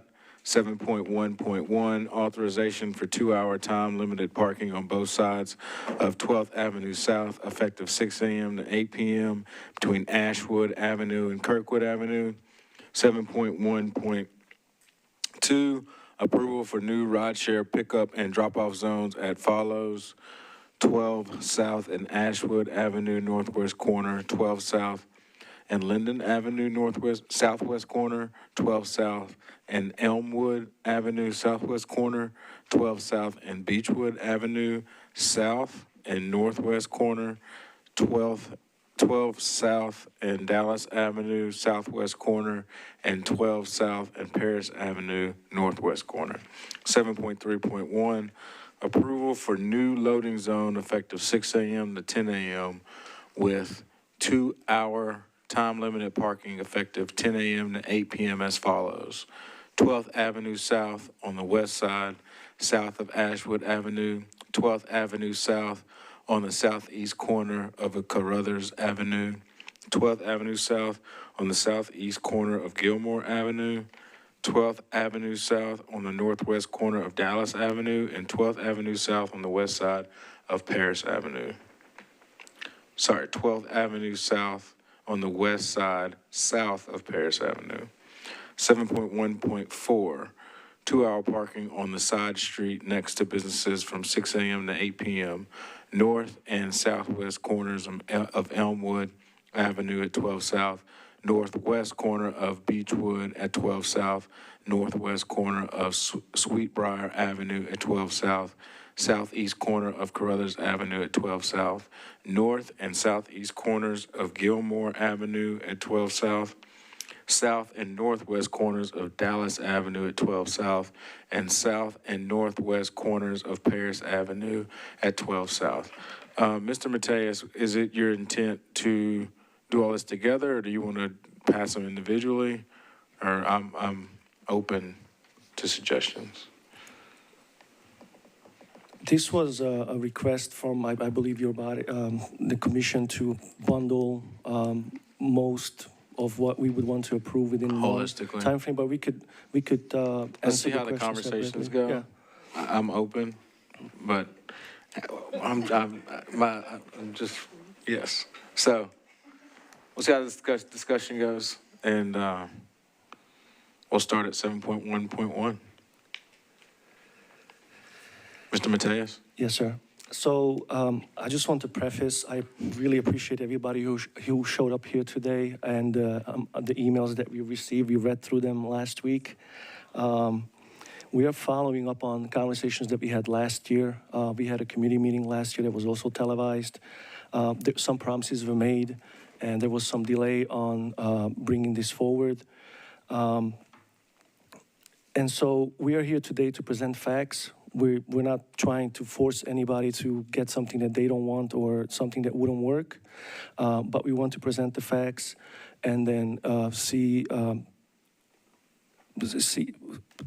potentially be able to discuss with you the solutions that we think could work based on our experience from previous locations, and then it is ultimately up to you to make the decision. So one of the things that we mentioned last year was the 2-hour parking. This was, of course, to help the turnover, as it was mentioned earlier, for the occupancy of the curb. We're currently on 12 South, have around 62 spaces that are dedicated to parking. And I'm going to let my colleagues speak to the occupancy, but the occupancy levels are really high compared to even national standards. And so usually when an occupancy is around 80% or more, there's a need for addressing that curb, and we are currently dealing with a situation such as that. And if I just might, real quick, before we dive into the other things, I wanted to answer some of the comments. I wanted to make sure that everybody's heard and that they have some answers. So as far as the flyers going out, the flyers usually go out to the impacted areas. So if somebody in Paris is the one who petitioned for Paris Avenue, the surrounding streets might not get the petition. And also, the petitioners are the ones who provide their list of addresses. And so in that sense, we are bringing forward to you something that the community presents to us. We are not able to force anybody to have RPP. That's always something that is decided by that street. They have to qualify for it, and then we bring it in front of you for an approval. And then as far as the dedicated loading zones and ride shares that we are presenting here today also, and overall, this goal that we have here in front of you with 12 South revision is really to try to help instill safety and better driver and parker compliance. It is all the facts that the public here stated today is correct. There are vehicles that park in the lane of traffic. There are trucks that are doing illegal things. There are problems with pedestrians. It is a really heavily, it's a dense area with a lot of traffic. This is something that we inherited. Unfortunately, the policies of the past have created a situation where buildings were approved with multiple units that might not have parking, and all of that falls into the street level. And we understand that some of the parking prices at the private lots are not something that somebody either wants to support or can afford. Unfortunately, we can't speak to that. We are here to try to help with the public street. I do encourage everybody who is here today and the emails that we received to put in the same amount of effort to contact the private facilities and try to demand a lowering in rate. I think having 50 or 70 emails coming their way would be something that would be helpful. So I do want to propose that as an alternative, as an option. Lastly, I wanted to say that we have done 2 surveys and 2 community engagements. We did send out flyers, but the engagement was around 650 or so participants across the 2 surveys that we have done. The majority of them is positive. Obviously, there's some that don't want to have anything done. There's some that want to have something done. And part of the responses that we received was also some of the alternations that we've done to our plan that we're proposing here today. One of the locations was removal of a loading zone from a certain area, and one of them was a removal of a ride share from a certain area. So we went through the comments and listened to them. We are between a rock and a hard place. It's a constant battle between residents and commercial side and then the workers. It is impossible for us to balance all of that. At some point, somebody's going to be unhappy.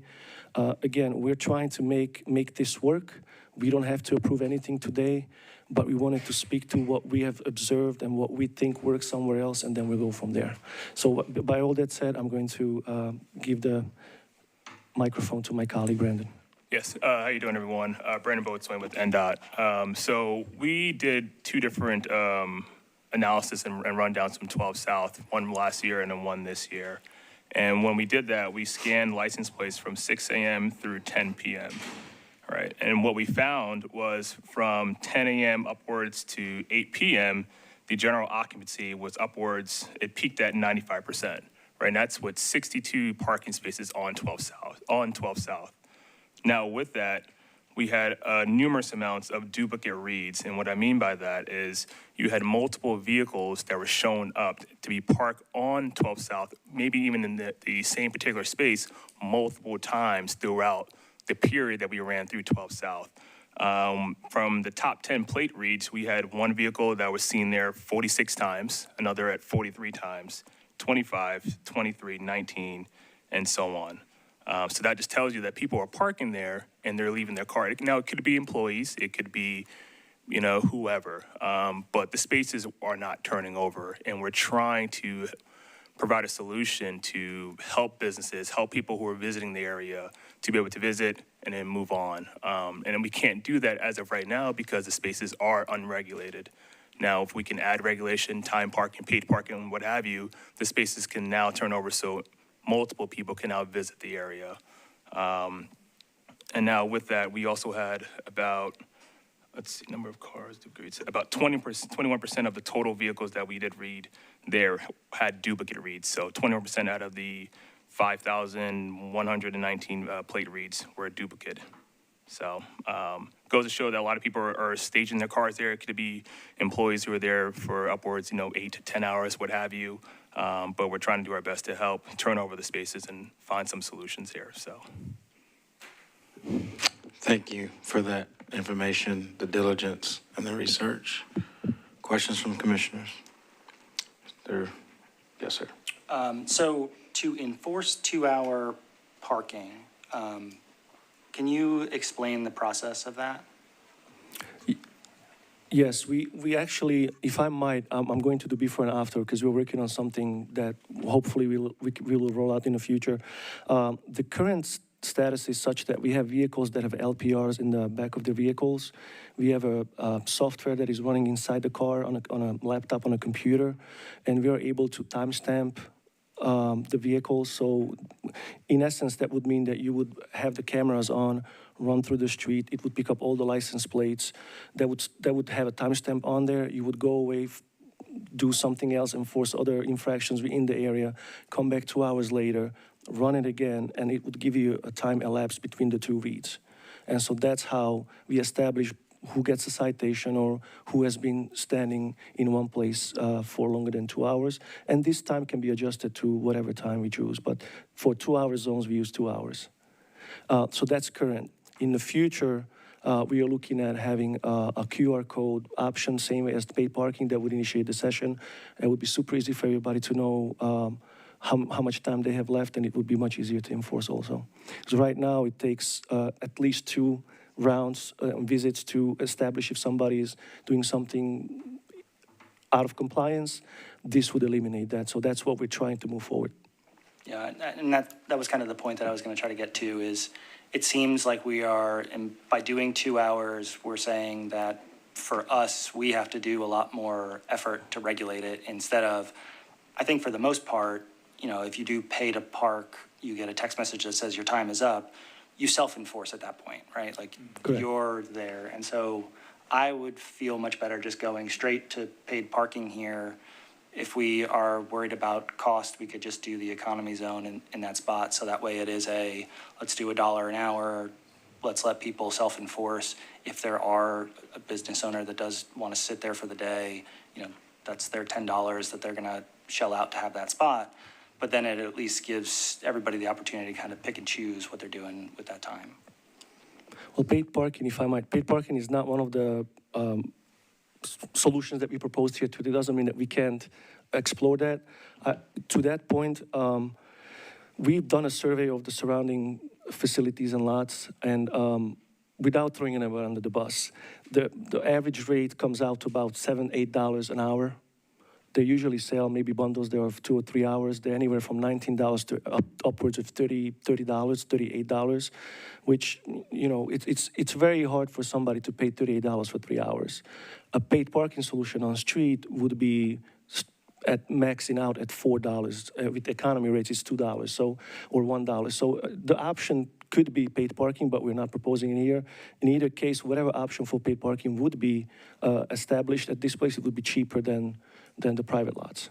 So in that essence, it's helpful. I'm just not sure if the consensus on that is. Yeah, I mean, I know To be reading had. through the emails, there were a lot of people who were, as they were talking through the options that they said, you know, there was a lot of, I'm more than willing to pay something and just don't want to spend $40 to go there. And I think that that's something that we can offer. You know, we can set the price, we can set it based on what our ability to be out there is. And I think it, you know, makes it a little easier on you all to not have to drive up and down the street constantly trying to look for people. It's let's let people pay. Let's focus on making sure that driveways aren't blocked within the neighborhood. And let's let 12 South just be a commercial area. Thank you. Councilman? Thank you, Chair. So, yeah, I've also read through all the emails, and thanks everybody for coming to share your thoughts with us today. I did want to address just a couple of things that kept coming up. The exorbitant fees that are charged in private lots. I just want to be clear that local government does not have any authorization to regulate that. I wish that we did. I would very happily engage in such reining in of that practice, but we would require authorization with new state legislation in order for local governments to be able to do that. And I frankly don't think that's likely. So write your state representatives, ask them if they think it's feasible and if they would pursue it and potentially file a bill, but I think we're kind of on our own here. You know, it's great to hear that we're going to move to that sort of similar QR code to the paid parking for the 2 hour, because that's always been the issue with 2 hour when we propose it, is just that it's so difficult to enforce. And if that NDOT inspector in that zone ends up getting tied up with some other issue, they might not get back there in time. And, you know, it can be very difficult to enforce. I do have a question about the free 2 hour parking that's kind of on the side streets. That is, in the graphic, that's only the areas that are covered by the 2 green arrows. So, and then obviously the whole stretch of 12, well, not the whole stretch of 12 South, but I guess down there south of Kirkwood would be free 2 hour, and then north of Ashwood would be free 2 hour, and then just to the sides. Correct. Yeah, just Yeah, so north of Kirkwood, but then south of Ashwood would be the 2-hour request. And, there's still the standing prohibition of parking within, is it 30 foot of an intersection? Yes, 30 feet within intersection, 30 feet within fire hydrant, 15 in each direction. And usually, the traffic engineer, Andrew can speak to, will do setbacks from driveways or, certain easements from alleys and whatnot. I guess, is there you guys had the account for the 2-hour spaces. Did you kind of get a rough count of how many of those free 2-hour parking on the side streets we would be? I would say in all, we would be we can probably get to about 225 in total from the spaces on 12 South and including the spaces on the adjacent side streets. That's a substantial amount of parking. Yeah. So, there's a lot of discourse about parking in the community right now. There's a ton of frustration with the private lots. I do find that our Metro metered parking is generally a very good option if it's available in an area. So I do wonder if, having kind of had some rounds of conversation with folks in the area, we want to revisit the possibility, as Commissioner Kornutik said, of looking at just going straight to paid parking for this area, specifically around 12 South. The other thing that I'm hearing a ton about today and in the emails is RPP, which is not in what we're considering today, but is obviously a very active conversation. I know that there's streets that have initiated that, streets that are considering it that have not initiated it. And my question there is there any possibility, like I was researching in Tucson, Arizona, they do, metered parking in an area, but residents can basically buy a pass that would allow them to park on their street or in their zone without having to engage with the meter every time they park and pay every time they park. Is that available in Nashville? Do we have a tool like that? Not currently. We have some, I don't want to say some things in the pipeline. We have some discussions internally about some of the things that we need to address, including some of the merchant issues. But we don't have, it's not in a stage where it would be approved yet by, the director or by the bodies going through the internal readings now to even get to that point. So I don't want to overpromise and underdeliver, so I'm going to say no. However, this is an interest that we have in mind, and we are looking into improving our city to include these kind of programs as well. Thanks, that's really good to hear. I've kind of been involved in those discussions for a few years now, and I would ask that, if that's a conversation that we're kind of waiting for the director hire to revisit and that we do kind of put that on the front end, because the RPP as it exists today, I think has a lot of issues. I think it's sort of a lot of streets engage with it as kind of a last resort, I think. And I think there are blended programs that could work a lot better, where we're still making sure that residents have easy access to their areas, but we're also making sure that there are spaces available for nearby businesses and that those spaces are turning over as appropriate for the area. So I don't, aside from this thinking it would be better to go straight to metered for this area, I don't have a lot of other comments about the specific area here today, but in that broader question, the RPP conversation, 12 South generally, and all the surrounding area that's impacted by it, I think that we might not have the tools in our toolbox today to get to what people have come here and asked us for, which is something other than what we're doing. And I think that blended metered RPP program could work really, really, really well for the areas in my district that are RPP, and also these other high impact areas that we're looking at, like the 12 South and adjacent areas. My last question, do we have any ability to require rideshare to use a certain location for their drivers to pick up and drop off at?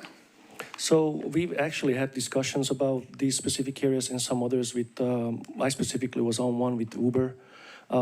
They can geofence some of these rideshare zones, and we can't force them to do so, but we are promoting, and we told them that, listen, these are the stops that we are dedicating for you so that your members do not stop in the lane of traffic. This would be a dedicated area for them to be able to for them to get used to and the public to know where to pick up and drop off from, which would make it, and it's always off the main corridor of 12 South, so it would be still convenient for all the businesses. We can't force them, but we have engaged with them actively to make sure that they know that this exists, and when they get approved, if they get approved, then we would obviously have another engagement with them and say, hey, this is now going forward. We will have you up on enforcement, and anybody who is not obliging with what was approved here and is in the lane of traffic or does something else out of compliance, we will be enforcing. It's a little harder because Uber, as you know, is not, it's an entity in its own where people can apply to be an Uber driver. It's a little hard to communicate that, but they have representatives that we're in touch with, and we are actively engaged with them. And just to revisit a certain theme here, it used to be that taxis still are regulated by Metro. We've been preempted from regulating rideshare companies by the state legislature. So again, if you have interest in us being able to better regulate rideshare companies, you would need to contact your state legislator and ask them if they would carry a bill or they think that would be a viable thing to pursue up there on the Hill with our friends up there. One question I have about the rideshare enforcement, though, and this is probably to our representative from the MNPD today, are there any laws that are generally applicable, such as like impeding the flow of traffic, that would apply to rideshare drivers stopping in like the middle of 12 South and having traffic back up? The issue is it's a very brief, like we see it with people parked in the bike lanes all the time. I'll just be a minute, but if there's 30 drivers doing that in aggregate on a crowded corridor, each one of them just being a minute, it becomes this massive problem. So is there any generally applicable, not rideshare specific regulation that if we had the enforcement resources we could utilize in those situations? Yes, there is a law that they cannot stop there in the lane and impede in traffic, but you hit that right on the nail right there, that stopping in the lane of traffic, having an enforcement officer there at the minute they're stopping or the couple seconds they're there, a minute or two that they're there, having an enforcement officer there and the proceeding to do the traffic stop as well is going to create more of a backup at the same exact time. So there are things that we can do, and there are laws there, but I don't think it's the solution to all of this.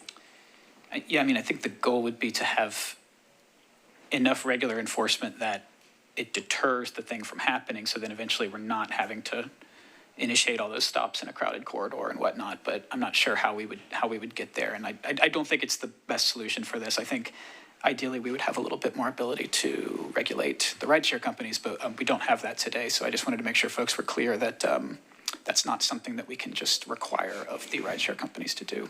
Anyway, I'll let other folks ask questions and make comments. I've talked enough. Thank you. Yeah, so I just have a quick go back as well. When I mentioned the parking spaces, it's about 60 additional, so 120. I did say 220, misspoke, but about additional 60 spaces, 5 on each of those side streets. So probably get you right around approximately 120 spaces in total. That makes more sense. That's why I said 225 sounds a lot. I was speaking too fast. My apologies. Thank you. Commissioner Holler. Oh, thank you, Chair. Council member, we always learn from you, so thank you. And I too want to thank all from the community who came out today to speak to us. We appreciate your input. We really appreciate your engagement, and thank you for your letters. You kept our inboxes flowing for several days, but we appreciate hearing from you very much. I wanted to ask a question to NDOT regarding 7.1 and .1 and .3, and that is specific to the 2-hour parking. Understanding that NDOT is recommending that this remain free or be free, these parking spaces, now upwards of 120.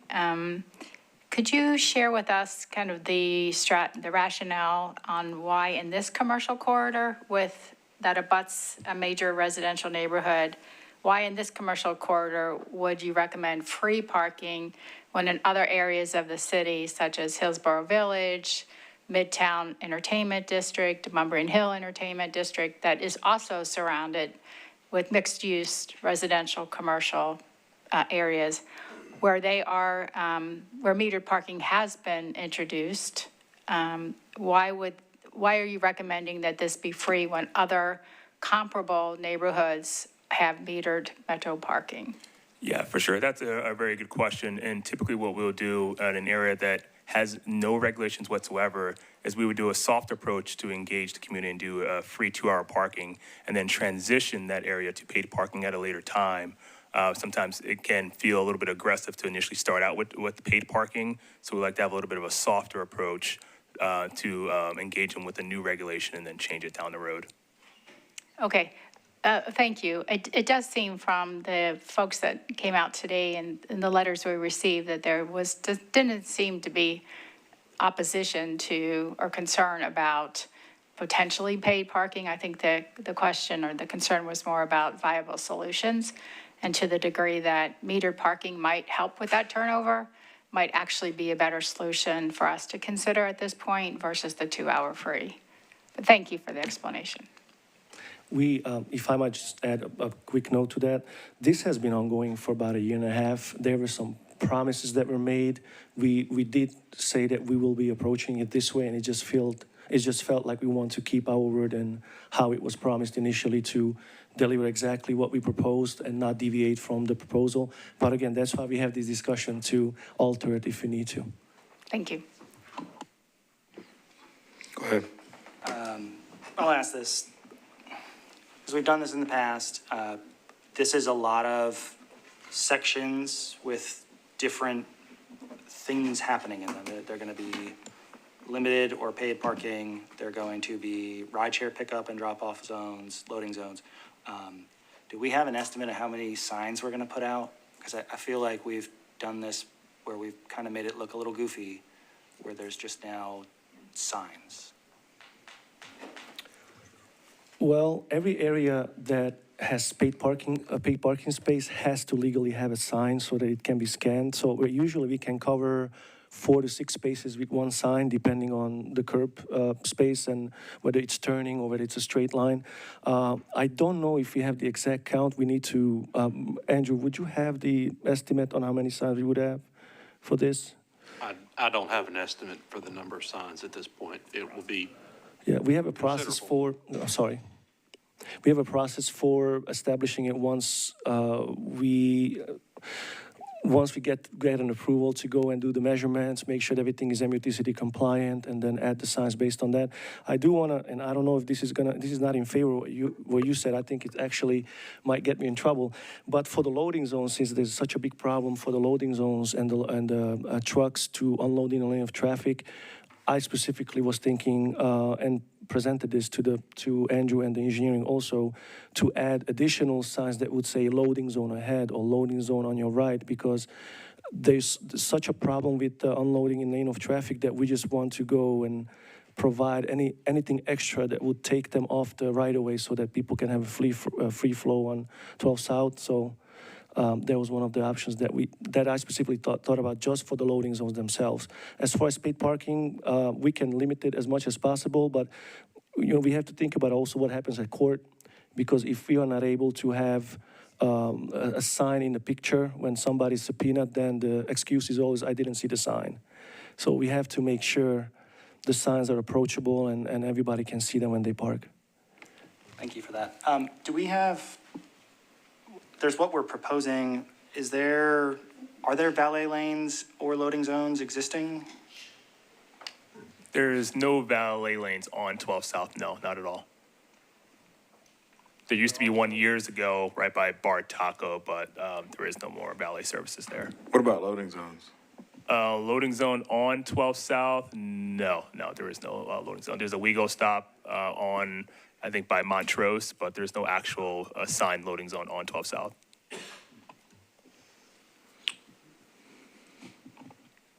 And so the goal for this is to create a brand new perception of how the curb is supposed to be utilized for the purposes of what they're meant to be and intended to be. And obviously, this is going to bring in more enforcement whenever this goes live.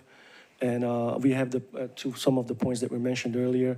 We can redistribute the enforcement to have multiple or more enforcement bodies at this corridor until compliance is, or until we see an improvement in behavior. And so I promise here today that will happen. If I may ask, sir, Was it ever considered, it does seem like there is a heavy influx of traffic in this area and therefore parking Thursday through Sunday. It seems like it greatly changes the neighborhood and who parks there and who drives there and who speeds there, as that was mentioned multiple times. Has it been considered or was it looked at to have certain parking regulations Thursday through Sunday? And I was trying to find them in any of the areas that are very tourist-driven and heavy downtown, and I didn't see one, and I didn't know if that had been considered. Well, we wanted to stay consistent, and we've done 2 weeks, Monday through Friday, in our surveys that we've done with the vehicle count, and throughout the average occupancy with all the days included, all the 5 days, 5 days, 7 days, sorry. In some cases, from 10 a.m. that were at 90%, at 4 p.m. that were 94%, and they pretty much stayed above 90%, which is extremely high. So because of this data, we just assume that what we're doing right now is the best approach. Not saying we can change that, but that's where we are right now. Commissioner Holler? Oh, thank you, Chair. Mr. Mateus, you mentioned that this was rolled out intentionally by NDOT, or the recommendation rather, is for the free parking because, quote, that's what was kind of promised in the community meetings. So I have two questions. The first is, if we were to adopt this today, when would you anticipate coming back to us? In other words, how long is that first phase, that rollout phase, typically considered? We don't really have a policy that would dictate the amount of months that it would take, or weeks or years that it would take. It would really depend on what we see in the right-of-way and see how the behavior has changed. It just depends on the feedback and see what has improved, see where is a hole where we still need to patch up. So I mean, it just depends on really the behavior of whoever is using that corridor. Okay, thank you. The second question is, we heard a lot today about recommendations for kind of pausing these decisions today before the commission and taking a more holistic look at the entire footprint, I guess from Belmont to 11th and from the traffic circle to Paris, I believe, if that encompasses the entire footprint. If we were to do that, do you foresee any of these current recommendations before us changing? I am not sure if anything would change outside of the 2-hour parking change, the paid parking, because unfortunately, due to the nature of the beast, honestly, there's just so many facets to this that somebody's always, if there's no action, then the complaint is about inaction. If we take action, then the problem is the way we try to approach it. And all we try to do really is to have an impossible situation and make it better, not at a fault of our own. This is something that we inherited, and this is the best way currently that we think could help in a grand scheme of things. We can always adapt and change. I'm just afraid that if we, and by all means, we can defer this, we can do whatever we want to. If we wait another 6-7 months, I'm not sure if this is going to be worse or better. Probably not better. Okay, and I'm sorry, I do have one last quick question.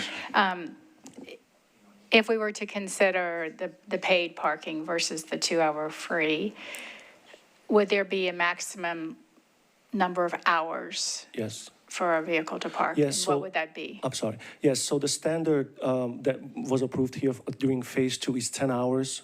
Right. And so then the difference is just the rates based on what kind of section of the city it is in, but it would be 10-hour max with a half-an-hour cool-off, and there would need to be an initiation of another session. That's what I thought. Just wanted clarification. Thank you. And also, if I might, this might have,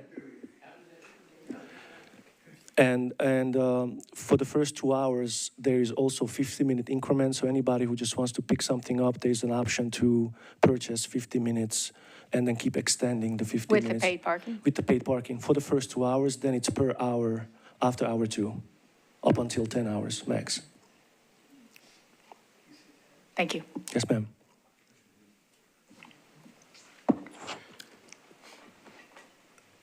Couple of things that I wanted to touch on.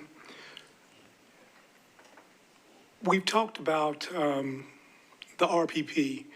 Have there been surveys done for the people that live on the affected blocks asking them, do you want this or not? RPP is only approved based on petitions from the residents on the streets that were approved. Okay, Yes, sir. Yes, and they also have to initiate the process. So they initiate it, it goes to the council member, and then goes to the traffic engineer and then the department to move forward with. okay. Second question, what are options, alternatives for employee parking? Well, from our perspective, to only for the right of way, because again, we can't speak to the private lots. And again, I would encourage everyone to reach out to them to see if there is an option, because they do have monthly permits. I'm aware that some of the parking lots that are part of the businesses, they provide free parking for some of their employees. I'm not sure if that's something, information everybody's aware of.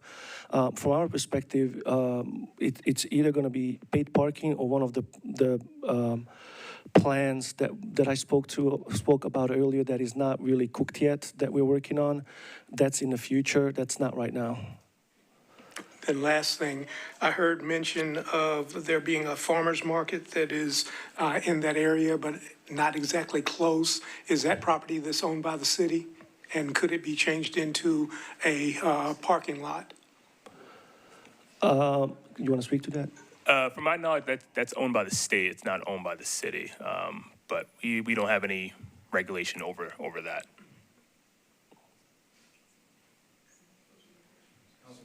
I just had a brief comment. I saw some visual feedback from audience members about 10-hour limits for parking, and it seemed like people were motioning that would not yield turnover. It can be structured in ways that where the back end is more expensive than the front end.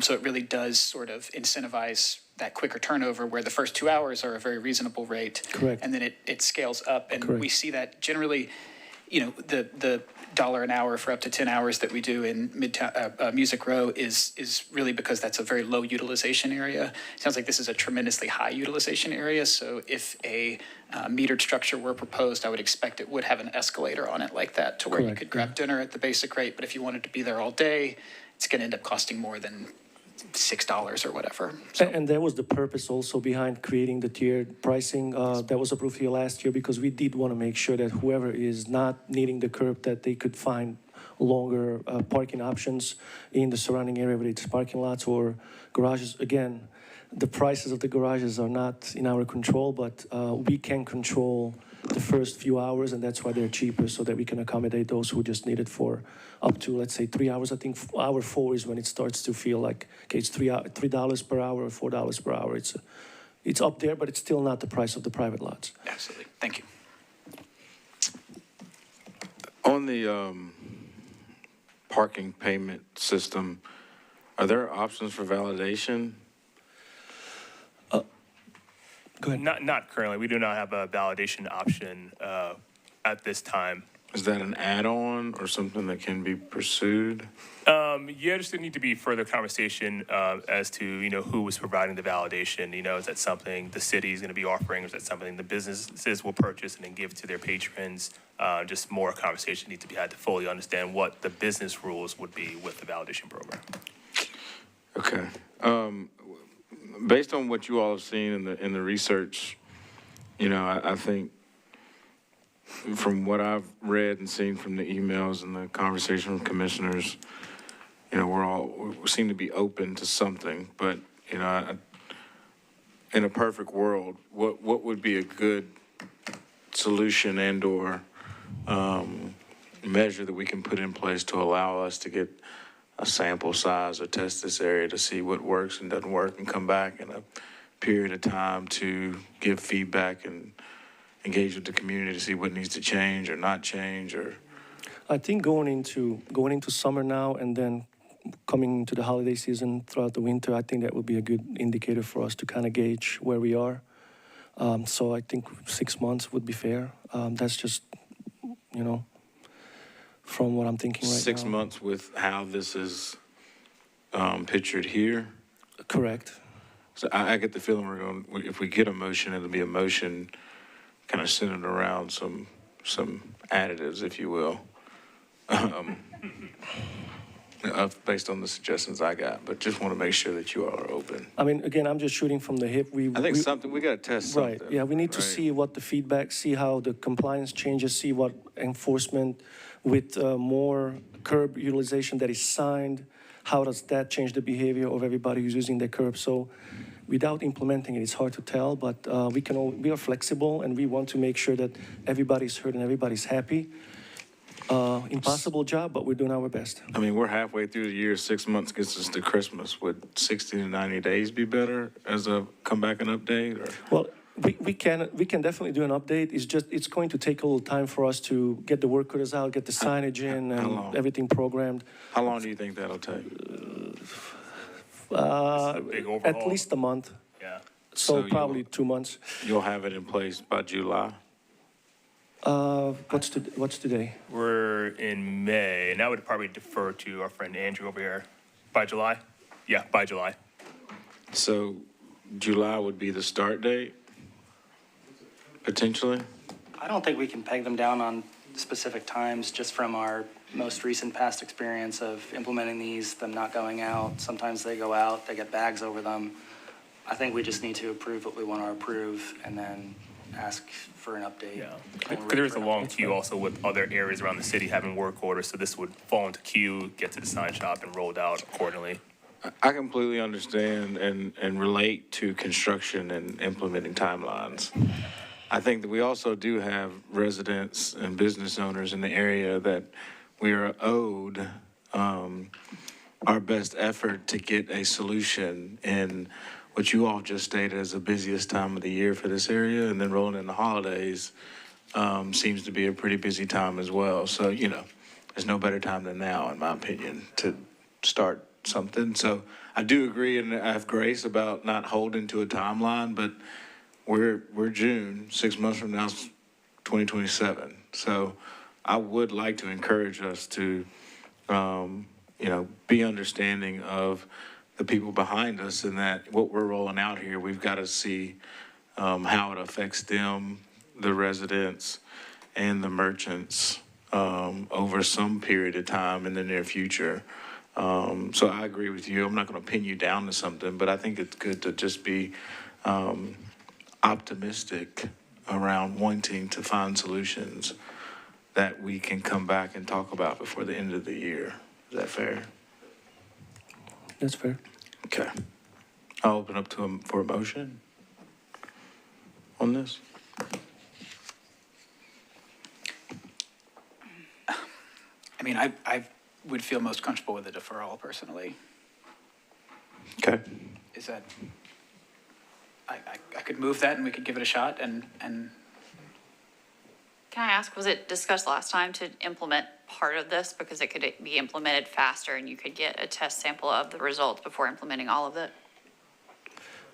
There was a section that wasn't included last time, and a suggestion was to just bring everything forward as a bundle. So that's why we're here today in the form that it is and the format it is in.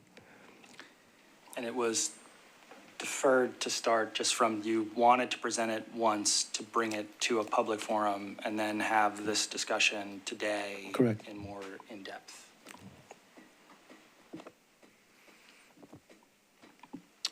Ms. Holler, what's your opinion? Oh, thank you, Chair. I would be supportive of a deferral with a specific opportunity to further explore metered paid parking for items 7.1, point 3, and actually also point 4. Maybe perhaps to allow some more time from the community, the residents and the businesses to see if that would provide a viable solution, at least a partial solution. I'm personally not leaning towards approving today free parking in all of these 120-something spaces. Commissioner Gibbs, what's your thoughts? I was at a deferral pretty much after reading all the emails. You feel the same way? I agree that I do think the loading zones, there is a case for that, and I do think that would go ahead and help the neighborhood. If that could be approved today, I think that's a good idea. Thoughts? I think the deferral is the best option right now, given how many people this is impacting and how many emails were received. Okay, we have a motion. All I ask, if we do defer, let's put a timeline on it. I'm there. I'm there. Let's do it. I'm sorry. Go ahead, Commissioner. Is it a comment about the motion, after the motion? Yes. Or you want to, But- okay, you want to do the motion first? Go ahead. Motion. I move that we defer this for 60 days, and during that time period, that we have a council member here that has already expressed the interest in having a meeting for the community, that one or more meetings be held, and some of the topics that be discussed are employee parking, and then the loading zones. Well, that's not really part of this right now, but it's something that needs to be looked at. So look at the residents as well.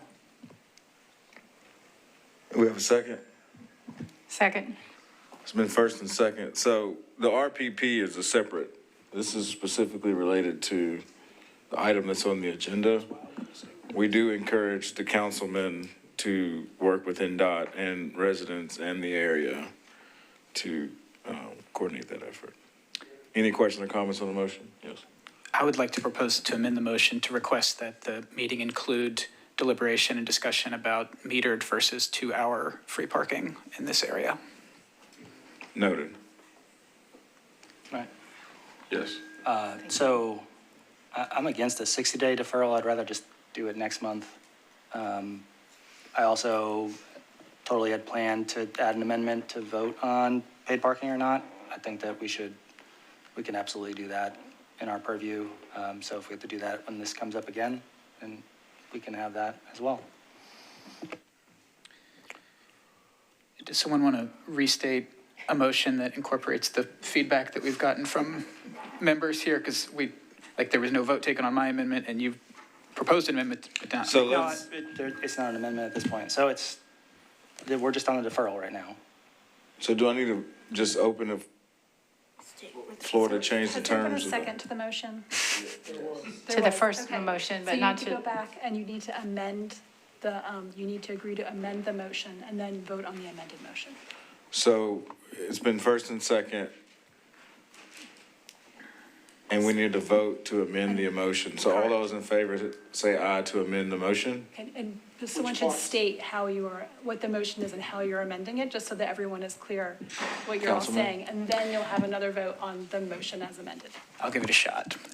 So I would like to amend the motion to reflect Commissioner Gibbs' initial motion, but to change the term that you come back to us to 30 days unless the council member shakes his head no. He's not. So we're going to ask that y'all come back in 30 days for us to consider this again at the next meeting. So I'm amending Commissioner Gibbs' initial motion, changing from 60 to 30 days, asking that we have a vote on whether it's 2-hour or metered. Okay, Commissioner Kornutik says we don't need that. I'm going to start over. I should have been taking notes. I didn't think we'd have to amend all this stuff on the floor. All right, I would like to amend Commissioner Gibbs' initial motion by reducing from 2 meetings to 1 meeting the deferral. You want 2. The council member prefers 2. I think as someone who has had to schedule a number of community meetings for things and try to be responsive, I think it's reasonable to 60 days for the council member to have adequate time to engage. So we're going to, I would like to support 60 days also. We have to put a survey out and we have to get some feedback and then also get the engagement. So 60 would be better. okay, we've got feedback from the department and from the council member now. So what am I amending in Commissioner Gibbs' initial motion? You're not amending. you're There's adding nothing to the amend. paid parking.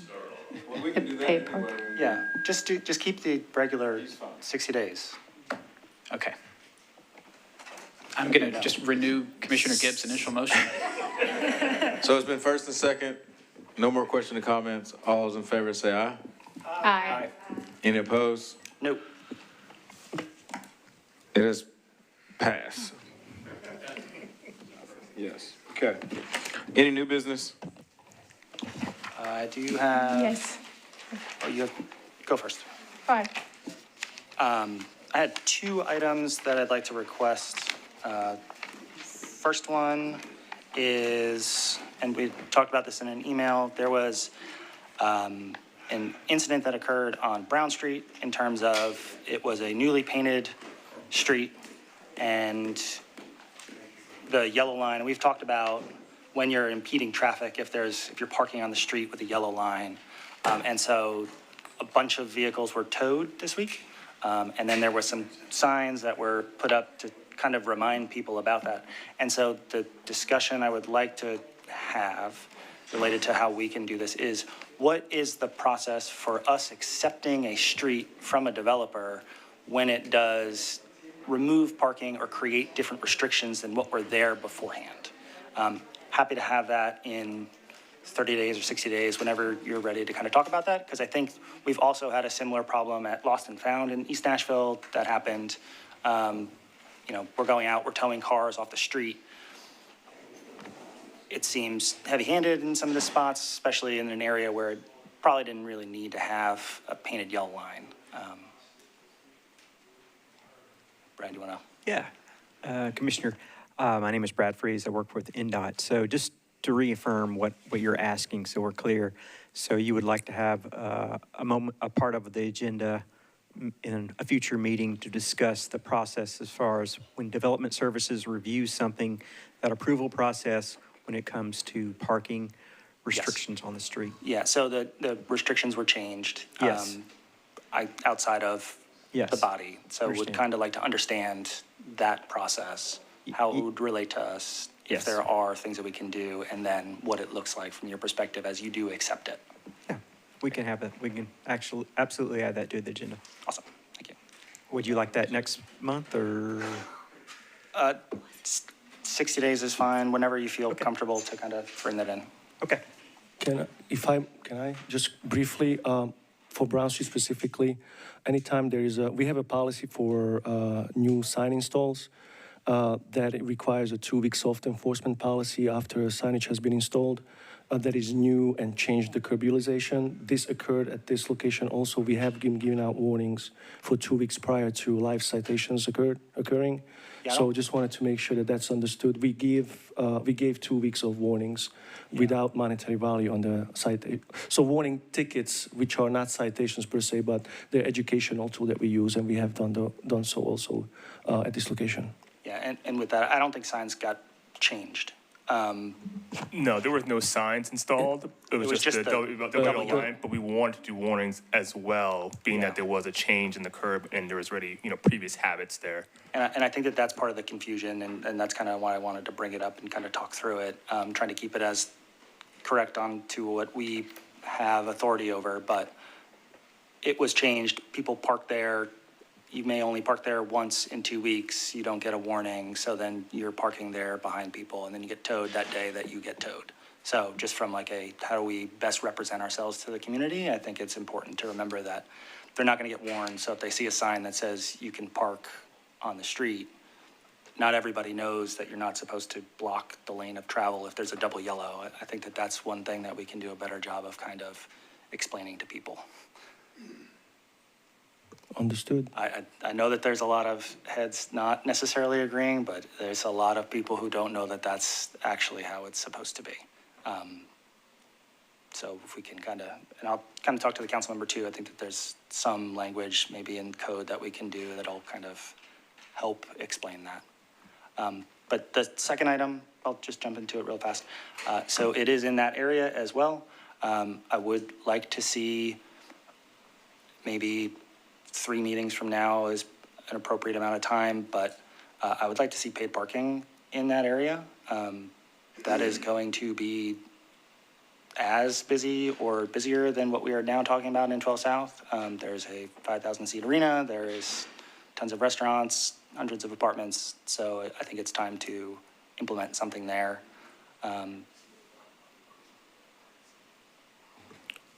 Yeah, understood. I already put in a request to Hub Nashville for a parking study to be reviewed as there is new development going on, and the demand for parking has changed and increased over the past couple of weeks and months. So, yeah, that study will be initiated, completed, and rolled out, and then brought to you at a future date for implementation of paid parking or time parking, just a change of the curve for sure. Can that be within 3 meetings, or is that another thing? I wouldn't confirm a time frame on that at this moment.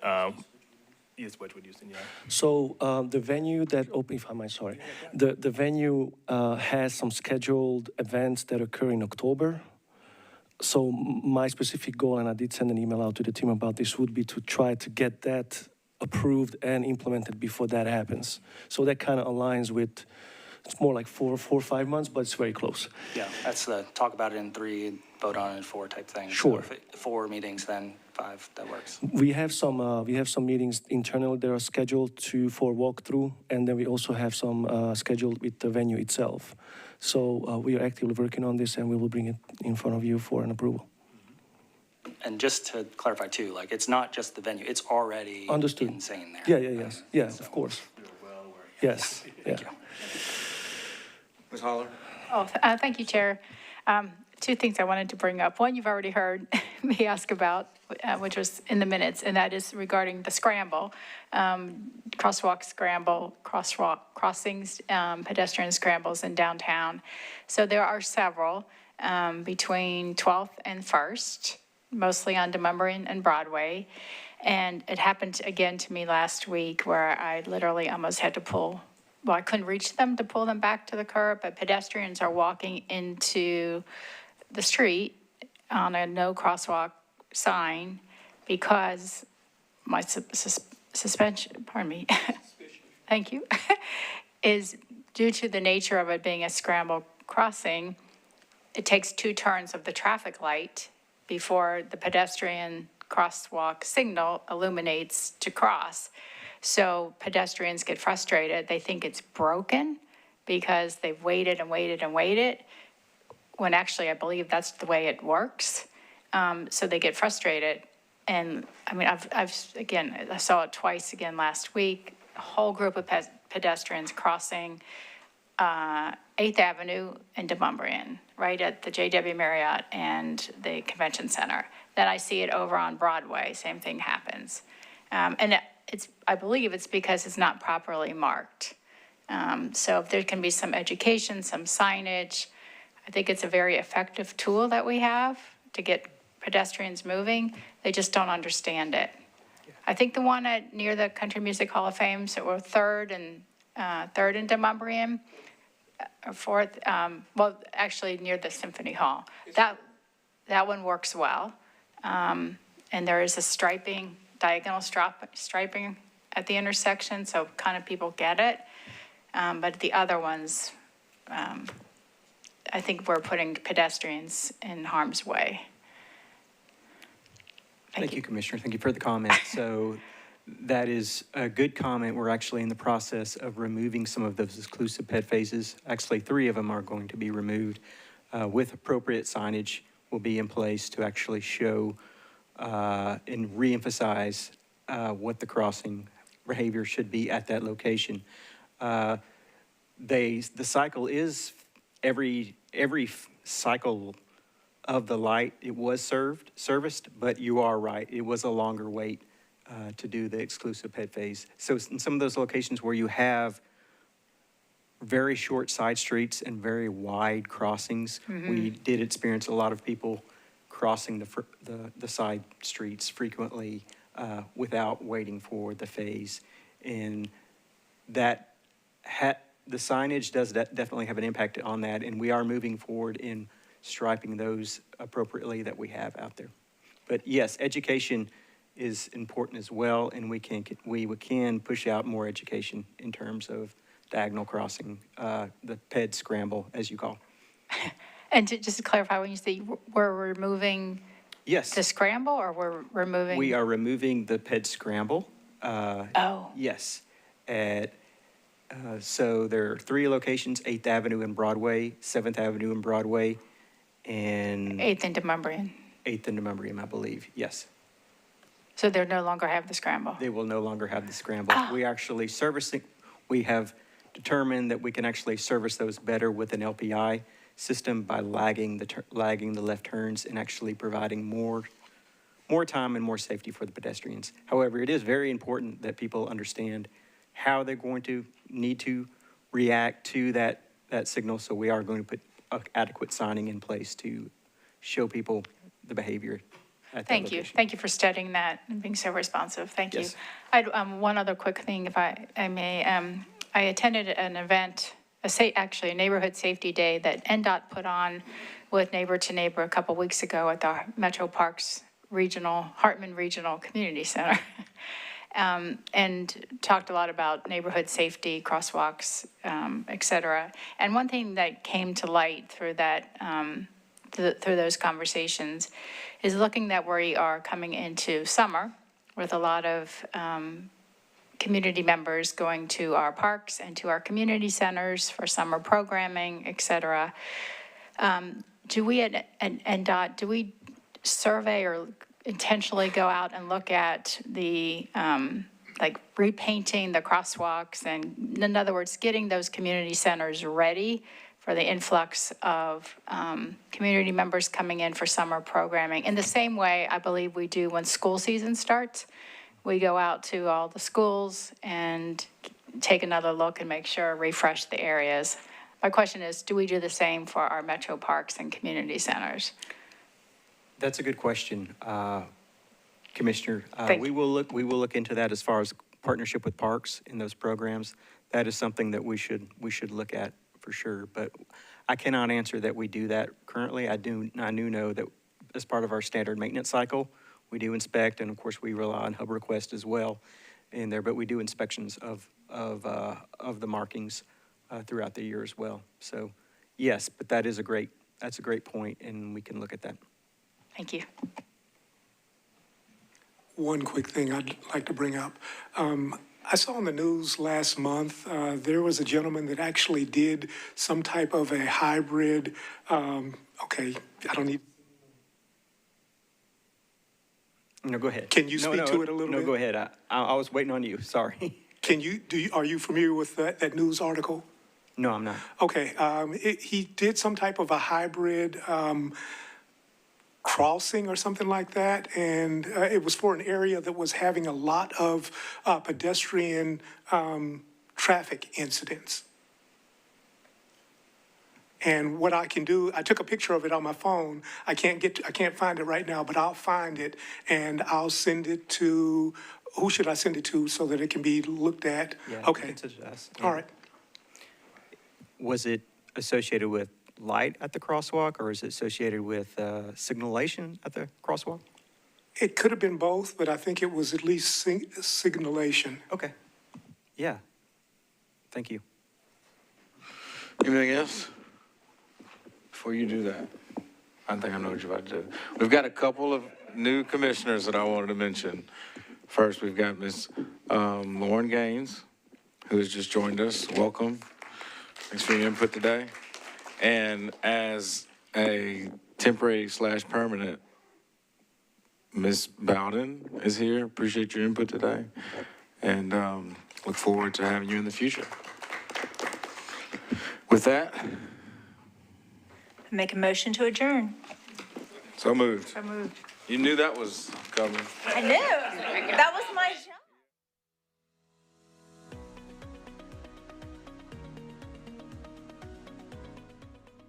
This has been a service of the Metro Nashville Network.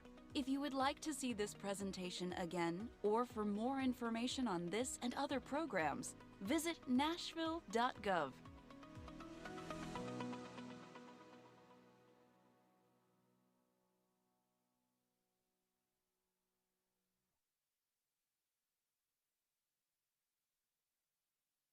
There's no signage there, so I mean, that's, Yeah.